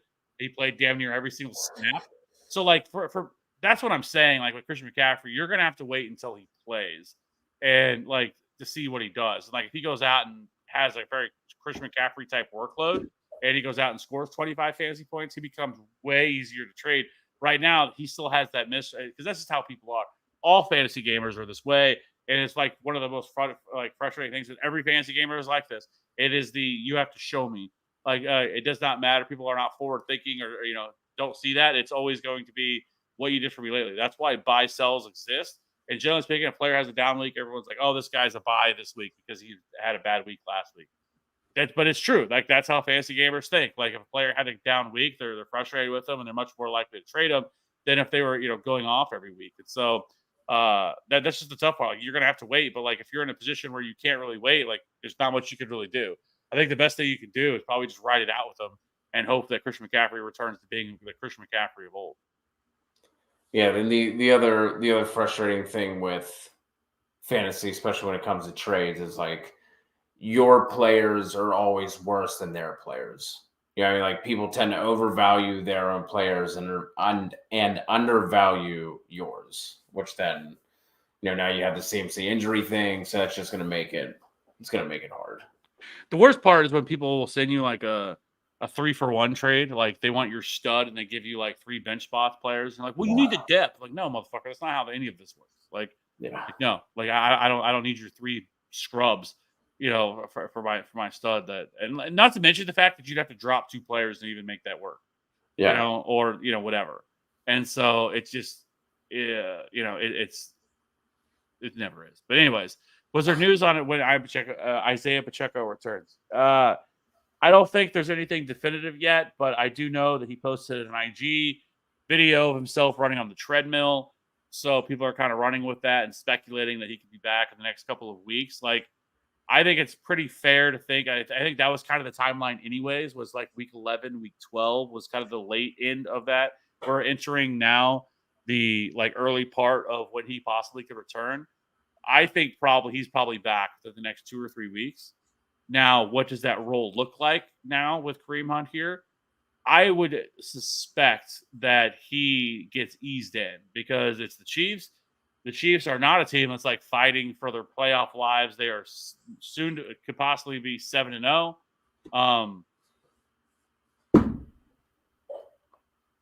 And I think that he probably gets eased back in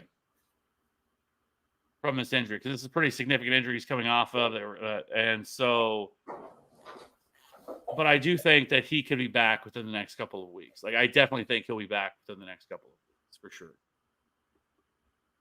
But that also just kind of kills Kareem Hunt. So maybe if you own Kareem Hunt, maybe the best thing you can do with Kareem Hunt is trade Kareem Hunt while he is playing well. Because he's actually not playing great. He's just seeing an incredible amount of volume, but also not involved in the passing game. Yeah. Zach, Garrett Wilson or Pollard. This is going to be.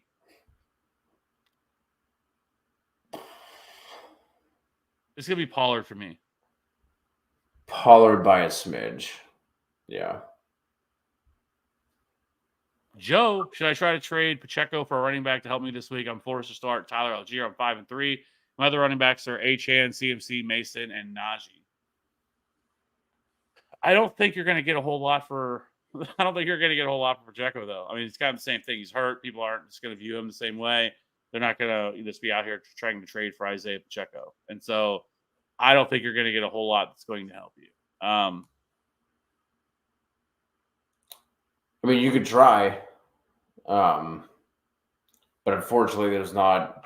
I mean, I think there are like worse options than being forced to start Algier. Like, I wouldn't be surprised if Algier like found the end zone. Like, I don't think that's out of the realm of possibility going up against Dallas. Because unfortunately for this week too, they're like, there's not going to be a lot of help you can go and get off of waivers either. And that's like, you're probably looking at like an RB3 is probably what someone would be willing to send you for Pacheco, unless there's someone in your league that's just absolutely loaded at running back and can, sit and wait, which then, brings in another issue is you're going to be probably going to have to trade Pacheco to a team that, you potentially could be running up against in like the playoffs. Like you're going to have to trade Pacheco to a good team.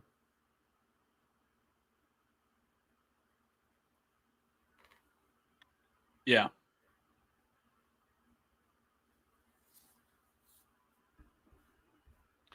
I agree. I agree. I think you probably just plug in Algier and call it good for this week. And then next week, I mean, you're going to be sitting pretty nice. Even if you drop to 5-4, it's not, if that's what were to happen, it's not the end of the world. You should still be fine. And then you're getting Christian McCaffrey back next week. And then obviously you'll have Najee back from bye.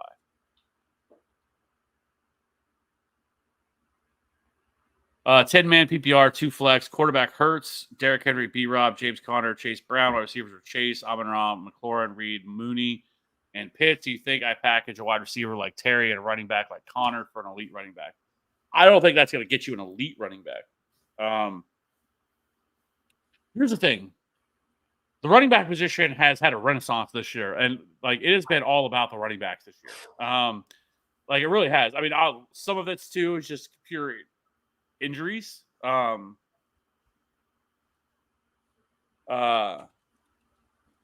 been a big part of this. Just because we just really haven't seen many injuries to running backs. We've seen some minor stuff here and there. But it hasn't really like. I wanted to look at this real quick. So right now, let's see, pull this up in another window. Okay. So here's the context for you, right? So in fantasy football right now, the number one wide receiver is Jamar Chase, who has scored 110 fantasy points, right? You have to go down to the RB8 to get to that level of. There are 8 running backs that have scored over 100 fantasy points right now.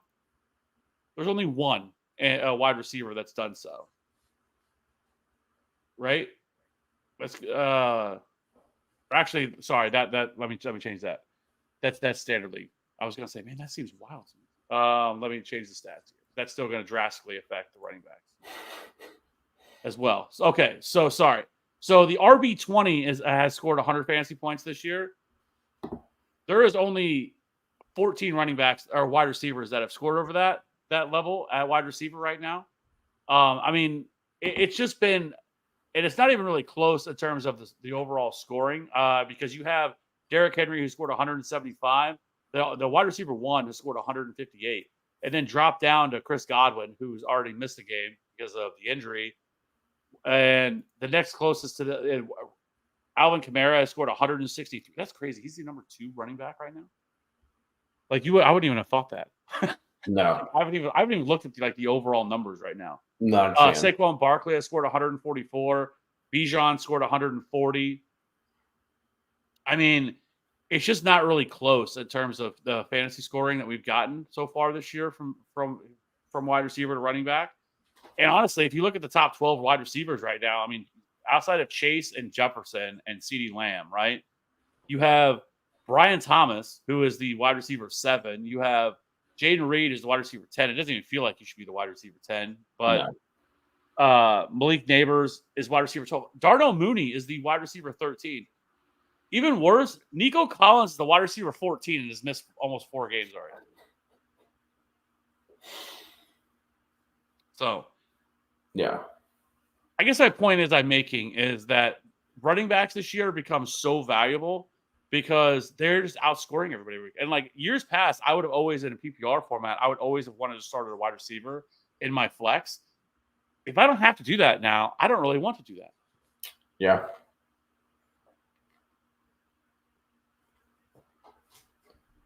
So, anyways, probably too long of a rant to go on all that to answer this one question. But long story short, I don't think you're going to be able to get a elite running back for Terry McLaurin and James Conner. And in a 10-man as well. Yeah. So I would love to do like a deep dive into this because we're halfway through the season just to kind of look at where we're at. But I have not really looked at like the overall scoring. Yeah, neither have I, to be honest. Because I mainly pay attention to like fantasy points per game, not overall. Yeah. But wild that like Darnell Mooney, somebody I loved. I mean, heading into this offseason, like he was one of my big sleepers, but to be wide receiver 13 at this point. I mean, Allen Lazard is wide receiver 17 overall. That tells you a lot. Yeah. So, Debro for Mason, I think Kev and I are split. I think Kev's willing to move on. I'd probably hang on for right now. It all again always comes down to what's available. Who are you dropping for? Yeah, I think that's fair too. Alejandro, McConkey, Tracy, or Pittman with Flacco. It's gonna be McConkey for me. I'm going Pittman. If Tracy were to play, it'd be Tracy for me, but I don't think he does. Ashton, yes. If you haven't, you can absolutely join our Discord. It's absolutely free. Here's the link for it. Just click that. Join. Absolutely free. No strings attached. So if that's what you want to do. And also, if you could, like the stream. Never say it, but, we probably should, but we don't. So, yes, if you could, like the stream. If not, and if you haven't already, hit that subscribe button. We appreciate it. Gesicki, Disley, Johnny, or Noah Gray. It's going to be... I'd probably go Will Disley. I'll go Disley too. But again, need to pay attention to who's coming back. Hayden Hurst potentially coming back. Quentin Johnson. DJ Chark should be making his debut. So like all of that could pull targets away from Disley. So as of right now, it would be Disley. But if multiple pieces come back, I think I would pivot to Jonnu.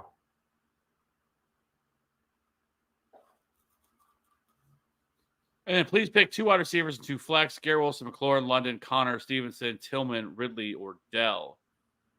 So it's going to be Garrett Wilson.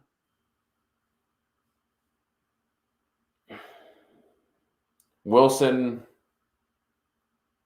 London, McLaurin, and Connor.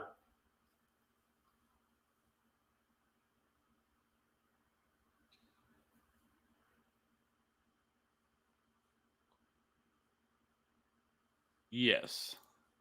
Well, it's gonna be Wilson, McLaurin, London, and Dell for me. Sorry. Okay. AP, what is up? Thoughts on Ridley rest of season? The schedule looks favorable. I don't know how much I buy the monster performance he finally had without DeAndre Hopkins, but like I think he could at least be like a top 36 wide receiver. Yeah, I think he's gonna be fine. The issue is like he's like because the targets have been there for him for for most weeks, just been super inefficient. So Yeah, and then start one: Zay, Dobbs, Lockett, Ridley. Kids. For me, this week it's going to be Zay. yeah, assuming that's Zay Flowers there. Zay, thanks, Kevin Cody, but I don't know if I'm the winner yet. There's a team with Hurts, Hall, Achane, AJ, Puka, Kittle. Bench is Darnold, Irving, Moore, Pickens, Andrews, and Steelers D. Which team do you think is better? Again, I think if CMC and Evans end up coming back and they're CMC and Evans, I still think your team has more depth.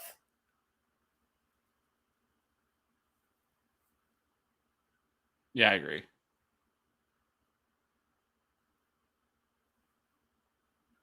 Oh, the team, no. Yeah. Alejandro, for my bench, Pittman or Sutton? I would be Pittman for me. Pittman. Any trades ideas you recommend? I have Lamar, Kyron, JT Jefferson, Zay, Little, Dobbs, Lockett, Ridley, Goddard. Tried trading Goddard earlier this season, but no one wants him. Yeah.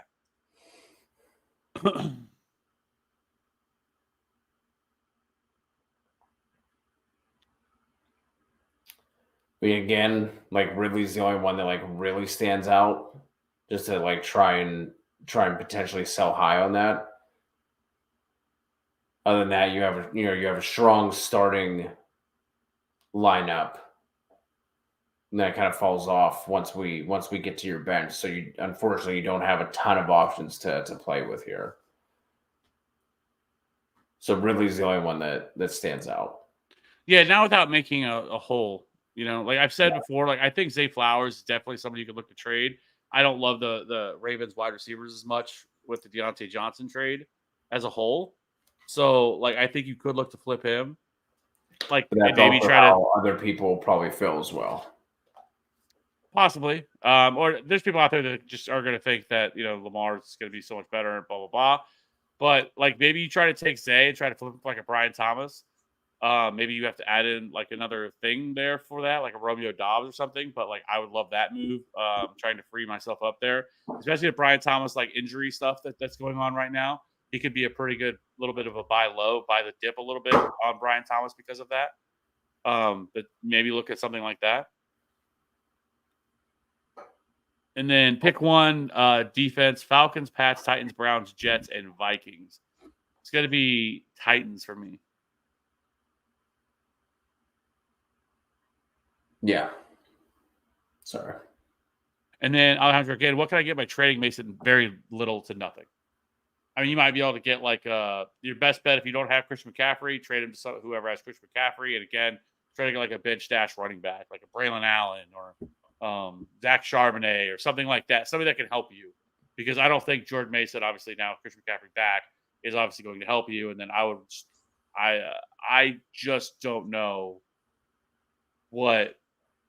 Like he just had, like I said, he hasn't looked great, and I don't know if it's crazy to think that if something happened to Christian McCaffrey, would they look to turn to Isaac Grinda, who's looked way more explosive than Jordan Mason.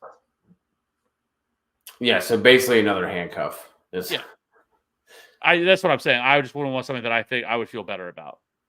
D-Bro, drop Mason for Dowdle or hang on to Mason in case EMC blows out his tires. I mean, I'm fine with it if that's what you want to do. Yeah, probably Dowdle. And then Zach, Garrett Wilson, or Pollard at the. Did we already? It feels like yeah. We both said Pollard by a smidge. Yeah. And then Abreu, your thoughts on dropping Jalen Graham for Darnell Mooney? Absolutely. I mean, we just said Darnell Mooney is the wide receiver 13 overall right now. Like that's how that's crazy to me. Like, but he's also been really good. So like, it's not that crazy. He's been really consistent. Yes, and it's not like an Allen Lazard thing where Lazard popped off for with that like one massive week. He's been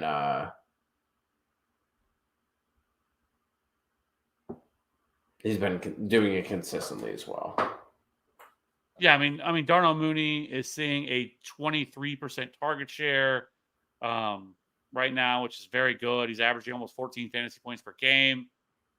I mean, he's going to easily surpass. He's going to have he's probably going to have 1,000-yard season this year. So he's already had 500 passing yard or 500 receiving yards. So he's right there, kind of on pace. I mean, kind of on pace to be just over 1,000 yards and 7 or 8 touchdowns. So yeah, it's easily Darnell Mooney for me.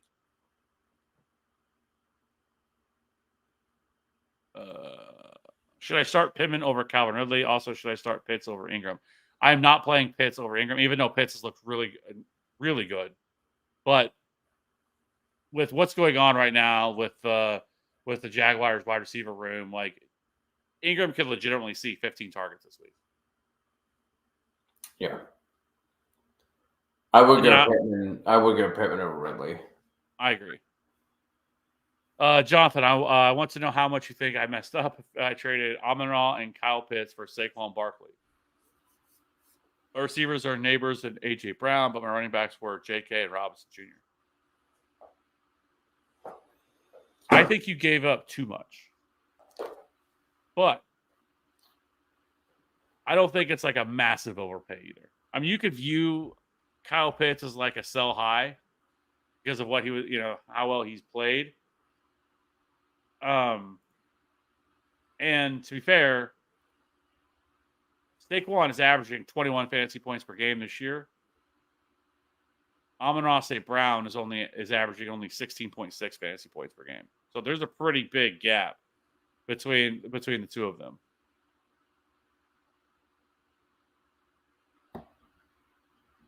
So, but I guess I will say that, Amon-Ra had that last week game where he scored 8.7, and then week 1 he scored 4.3. But other than that, 22.2, 20, 20, 13, 25. But it's probably like a slight overpay. But like I've said, like just being able to get running backs, I'm probably okay with it.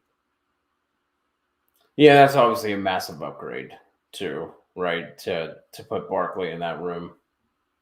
Yeah, and you still have Neighbors and A.J. Brown. So I don't hate that one at all. Would have wanted something else back, but yeah, it's probably not the worst thing I've ever seen.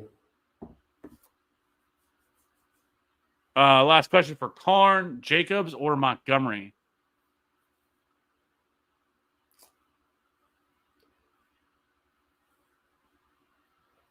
I don't want to do that either, Karn, because I'm just scrolling up and looking back at your team. Then that's just going to now create a hole at wide receiver. Collins, London, Ridley, Pearsall. Like you take London out of that, now you have the same problem, just at a different position. Yeah. So maybe try and sell high on Ridley. Maybe like Ridley can fetch you. It's obviously going to be a lower tier, but maybe something just to get you by for the week.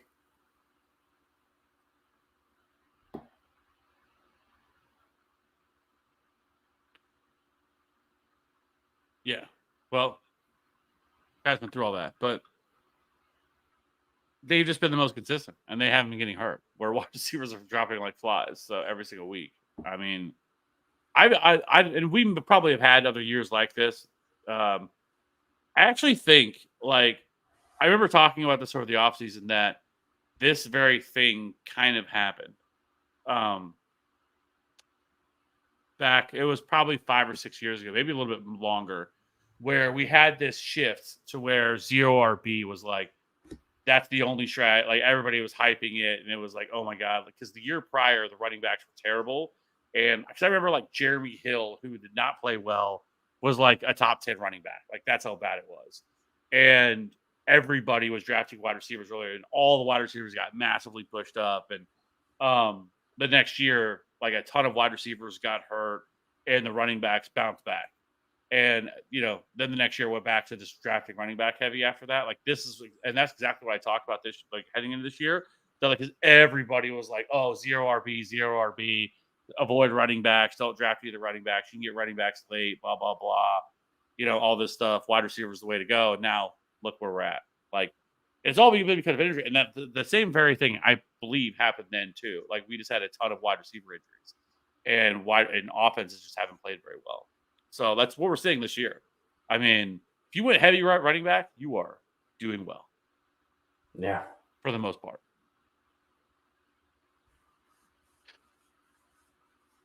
Start DJ Moore as A Flowers. DJ Moore for me. Yep. Nico on IR. Till next week. Nico will be back next week. So, I think Jose was saying that about the other stack team. Oh, yeah, Nico on IR. I'm assuming. Yeah. That makes sense. Should I drop Madison for Mason? No. Not because you could drop Madison for sure. But I don't think I would drop him for Mason. I don't think he has a role. Like, how it's going to affect Mason's performances. Mason will probably have some touches, right? Like, Mason will probably get 4 or 5 touches a game, 6 touches a game or something like that to spell Christian McCaffrey.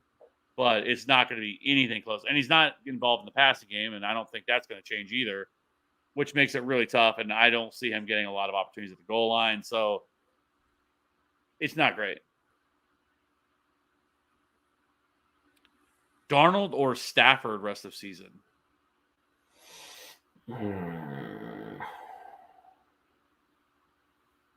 I'd probably slightly lean Stafford. Excuse me. Yeah, I was going to say the same thing. Though it makes you a little nervous just because of like asking these wide receivers to stay healthy and everything else stuff for the Rams. But I would just, as things currently stand with everybody back, I think it would be Stafford. Thoughts on Baker over Hurts this week? No. Jalen Hurts is playing the Jacksonville Jaguars, which might be one of the worst defenses in the league, where the Bucs are traveling to Kansas City and playing the Chiefs defense, which looks absolutely elite this year. So I was in the pickup line at my kid's school. I was playing around with some naked Hurts DFS lineups and trying to love Jalen Hurts this week. Yes. Yeah. Ty, desperately need trade advice. Full PPR, Gibbs, Mostert, need an RB2 bad, have Ridley, Myers to get, Evan Ingram as guys to trade on the bench. Talking trades with Jacobs, Rashad White, or Connor.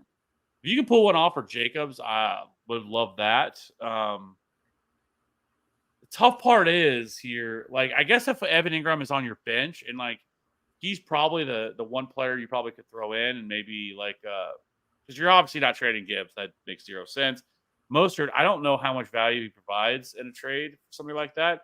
Like, I guess if you're wanting to trade for maybe Rashad White would be the cheaper option, just because I think a lot of people's sentiment about Rashad White, though Rashad White has played really well the last 2 weeks.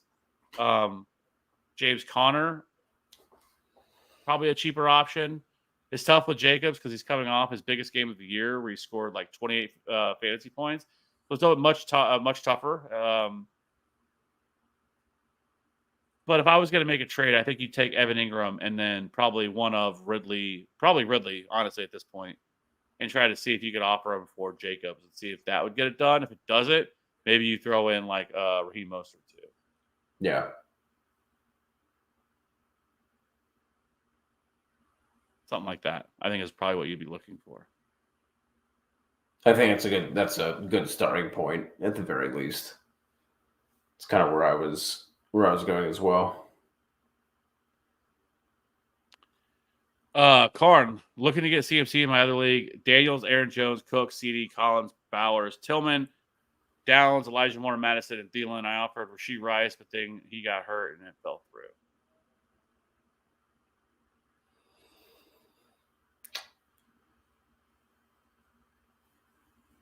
Probably start.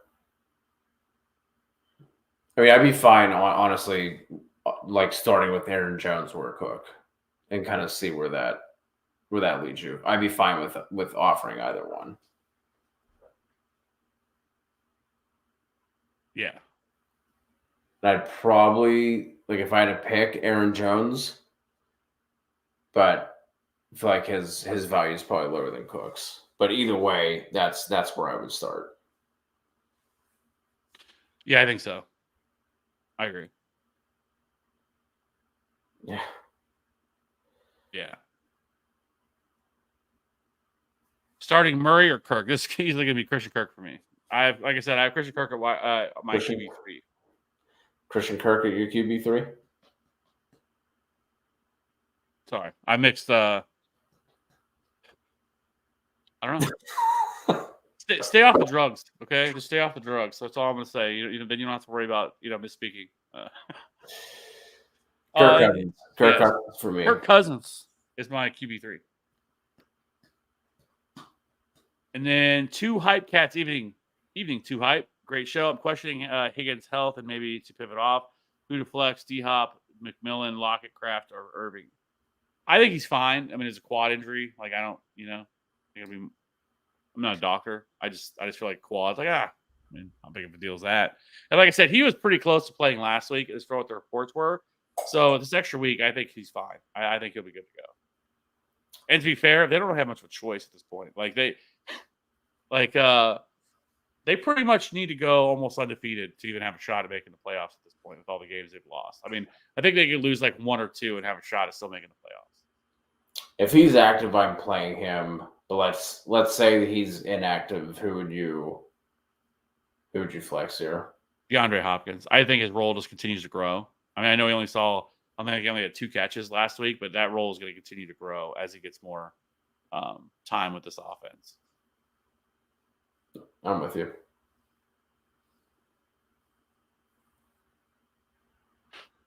Appreciate the insight, boys. See you later. Yes. Don't be a stranger, Karn. Appreciate all the questions. Apologize for the late start. I mean, I know we don't necessarily, don't start early. Would like to usually not that late. Yeah, but don't typically start that late. But sometimes things pop up. So yeah, I just made it. It's crazy that the fantasy playoffs are almost here.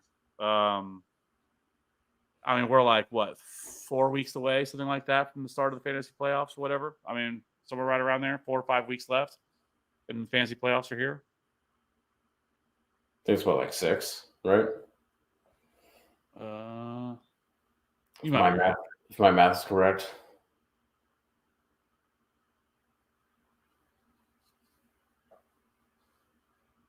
Yeah. Okay. Sorry, 6. Either way, it's just been flying by. But I will say this. I will say before we get off here, the best thing you can do right now, especially if you are a team that's like kind of looks really good about being able to be in the playoffs, and like you can start this is the great time to start trying to make stashes at running back and making those small little trades. Like, a lot of times we get into this habit of trading, like, hey, I got to go trade for a stud. I got to go trade for Saquon. I got to try to trade for Derrick Henry. Instead of you are much better off if you are in a good spot to go trade for a Trey Benson or a Braylon Allen or Blake Corum or Zach Charbonnet, guys who aren't going to cost you at all a lot, but could end up being massive hits for you, once you get to the playoffs or somebody goes down. So this is the time, because bye weeks, I know we still have quite a few of them, but if you're in a spot that you can withstand it, this is the time to start doing it over the next couple of weeks to really start making those moves, or whether they're on waivers or stuff like that. I think this is the time to do it, because those guys can separate you and you don't have to worry about trying to pick them up off waivers, or maybe you've already spent a lot of fab, but make those incremental upgrades versus doing anything else. So yeah. That's just a little tidbit of something I would be looking to start doing. If you're feeling really good about your team, you're kind of locked in to that playoff spot, or you're looking pretty good to be in that playoff spot over the next couple of weeks, I am hoarding all of those players to try to secure them before the fantasy playoffs get here. And this is a good time to start actually looking at the fantasy playoff schedules and do you have a player that just has a brutal schedule that maybe you could flip him now before trade deadline comes and all that stuff too. So, anyways, last couple. Do you think Tyrell Tracy will play this week after his injury? If yes, should I start him over Javonte? Absolutely, if he plays, you're starting over Javonte Williams. I am not excited at all to play Javonte Williams. Like, I think I have Javonte at like wide receiver 38, like this week. Like, I have Tyrone Tracy right now, tentatively as my wide receiver, like 20 or RB 21. So if he plays, you're 100% playing him. But I unfortunately don't think Tyrone Tracy's going to play, which sucks. That's what I'm trying to get line up a playoff team 5-3, JD 5, Jetta's neighbors, Nico Bowers Gibbs, that RB2, and I'm great. Yes, I absolutely agree. I think that's what you need to do. You definitely have the wide receiver firepower to make a move if you wanted to. Cup plus Garrett Wilson for Brees plus Tyrone Tracy. I don't think that's a fleece. Like I've said, like Brees, as long as this team, I mean, last week was obviously terrible for Brees Hall. Obviously, before that, it was looking great. I think there's a lot of things that can go wrong for Cooper Kupp. I mean, this injuries that he continually deals with, soft tissue injuries he keeps dealing with over and over again. And then Garrett Wilson, well, I think there's going to be definitely weeks coming up that he's going to be good. I think there's also going to be a lot of variance there, where I think Brees Hall can be like a top 3 or 4 running back rest of the season. And then I think Tyrone Tracy could be a smash. Honestly, I think he'd be like a top 15 running back rest of the season. Had Kenneth Walker and Chuba as my 2, need an upgrade. Yeah, I completely agree. I definitely think you need an upgrade there. So I do like that team though. Yeah, I don't think you got fleeced. No, but it is just funny to look back. Like if you would have said that like week 1, if you how people now are viewing a lot of these players. But who the fuck's Tyrone Tracy? He was a guy we talked about. He was a sleeper that was on our board to have stashed on your team, and he's come through. Most painful thing is, as much as we liked him, as much as I liked him, and I don't think I ended up with any of him on any of my dynasty rosters. That hurts.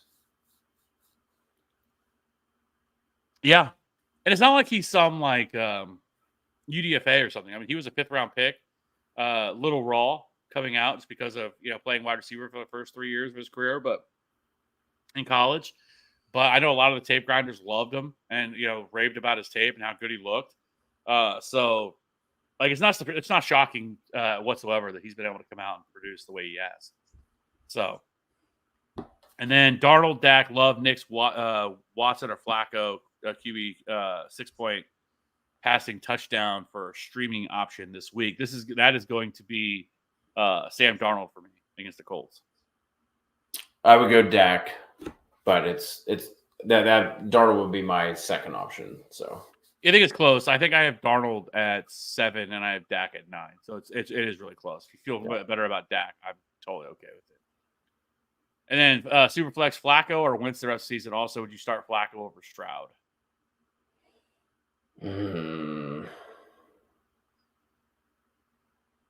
This to me depends on how heavily you get penalized for picks and turnovers, right? Because like the Winston 1 touchdown 4 pick game it's coming, right? Like it's not all going to look as good. And I mean, it could have happened last week too. There was 3 dropped picks, something like that. That obviously that big one that Kyle Hamilton had right before he threw the game winner. So like that's coming. Winston in a vacuum, but like if you have like heavier penalties for turnovers, that would break the tie for me, and I would go Flacco. Yeah, I think so. I think I agree. I mean, we saw how good Flacco looked at the end of last year with the weapons they had, and now you put Flacco with which is kind of similar. I mean, with Downs and Pittman and to the same situation last year. So I think I would lean Flacco. And I don't hate starting Flacco over Stroud this week. Yeah, I mean Stroud hasn't been great this year. Now down to Tank Dell. Yeah, I don't mind it, honestly. I mean the Vikings pass defenses you can definitely get to. There's it really depends on how well you can help the quarterback and not allow the pressure that the Vikings bring. Because if you can pick that up, then Flacco can rip that defense apart. So I don't hate it, honestly. Half point PPR need to sit one. Tank Dell, Waddle, Jason, or Tillman. I would sit Jason. Yeah, I agree. All right. Well, we have made it to the end. So I appreciate everybody rocking with us. Hope everybody has a very good Halloween tomorrow, whether you're taking kids out or whether you are yourself going out for Halloween tomorrow on Thursday night. Enjoy the Thursday night football game that we will get. It's always the best Halloween. You take your kids up to the door. You're like trying to see if they have the TV on so you can see what's going on in the game, whatever Thursday night game is going on. Other than that, I hope everybody has a good, like I said, Halloween. Stay safe, and we will be back again Friday for the DFS show with the boys. We'll be breaking down the DFS slate for Week 9, and then we'll be back again on Sunday for that to get you ready from there. We'll have all the injuries and everything else that are going to happen to get your lineup set. Lastly, RB2 and flex PPR. JT, Monty, or Downs. It's going to be JT and that's tough. I guess the Cardinal. I would go Monty. Yeah, that's where I'm laying as well. That's tough though. Yeah, because Downs has been so good, but yeah, I would go there. So, anyways. Appreciate all the questions. Appreciate all the support. If you haven't already, hit that like and subscribe button. We appreciate it. And like I said, we'll be back on Friday for the DFS show. And we'll be back on Sunday to do this all over again, to answer all your guys' questions. Have a good rest of the week. Have a good weekend. Stay safe out there for Halloween. Goodbye.